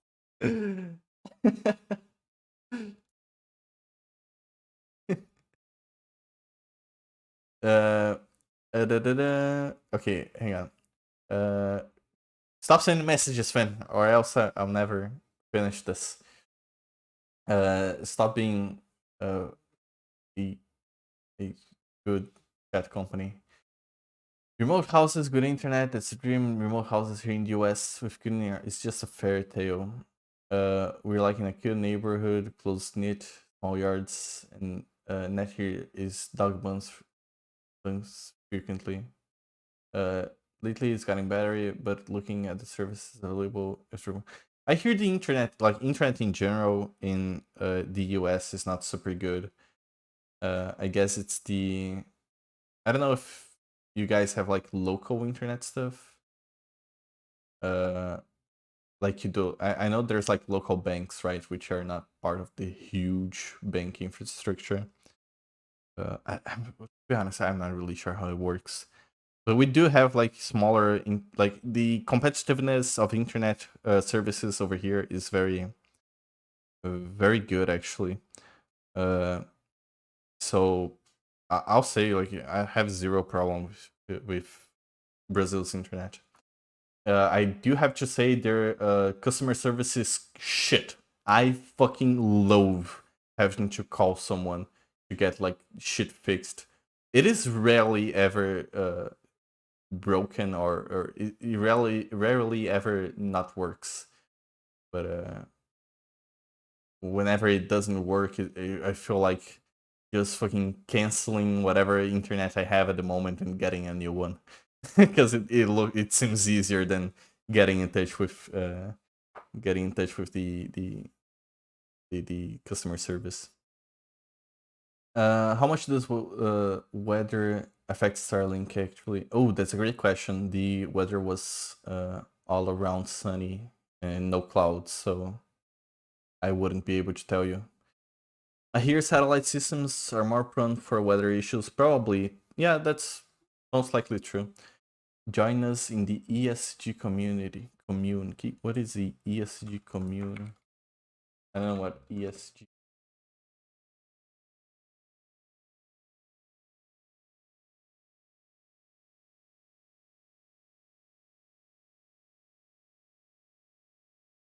I don't know what ESG is, but we'll get there. I have news in the near future. My content, joking. I want to know what the original Japanese. Damn it, fan! I told you stop sending messages. I'll never get through it all. Which I'm joking. Feel free. Whatever. I want to know. I want to know what the original Japanese for that was. But they did good. It is good. It is very clever. I wonder if they. I wonder if they do have like inconsistencies with the Japanese vocabulary. Maybe it's just like it is also some kind of a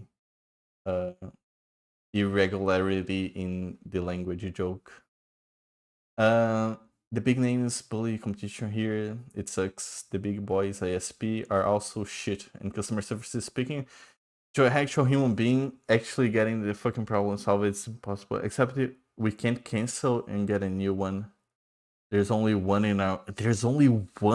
Oh my god, that sounds awful. ESG community is a joke that our friend group will just buy like an empty missile silo. Oh my god, we actually have one of those as well. I have a few friends that we are basically like, just let's make a streamer house but not stream, because we're all like, just let's live in a mansion and everybody works remotely, because that's the thing, right? And it has come up non-ironically for us that maybe we should go to Argentina, because Argentina's economy is shit and we're basically working remote, and just getting like a fucking mansion, a fucking dude, like just the biggest possible house they have in Argentina, right? And we thought about it, and it's not super expensive, right? It's fucking crazy to think about. I wouldn't, and it would work. I honestly feel like that would work, because people already do that going to Thailand, right? The programmers go to Thailand because they can program remotely, and everything starts shipped there. It wouldn't work for me because I'm way too autistic. I cannot handle. I'm super. I hate not being able to be alone, or just fucking, because I work at super weird hours. If I want to go to sleep, it better be the most silent place in the earth, because I get real pissy real fast. If there's people making noise. But we thought about going to Argentina and getting like a mansion for us. Yeah, well, I mean, there's much that, but we'll leave it at this for now. I'm going. I don't know if I'm going back. I'll probably finish streaming Kirby today.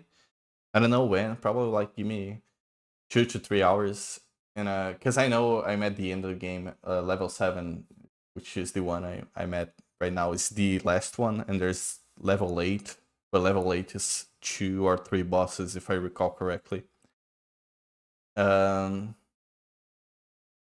We don't want to share like a kitchen or have alone space, so missile silo or like buying entire apartment complex, duplex, fenced community. Dude, apartment complex, not a bad idea. That would work, because you're close enough to our friends, and as long as no one's walking with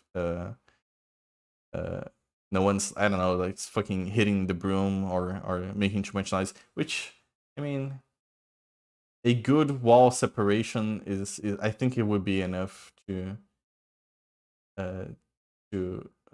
stop most of the noise, so everybody can do whatever the fuck they want. Time to stream Metroid.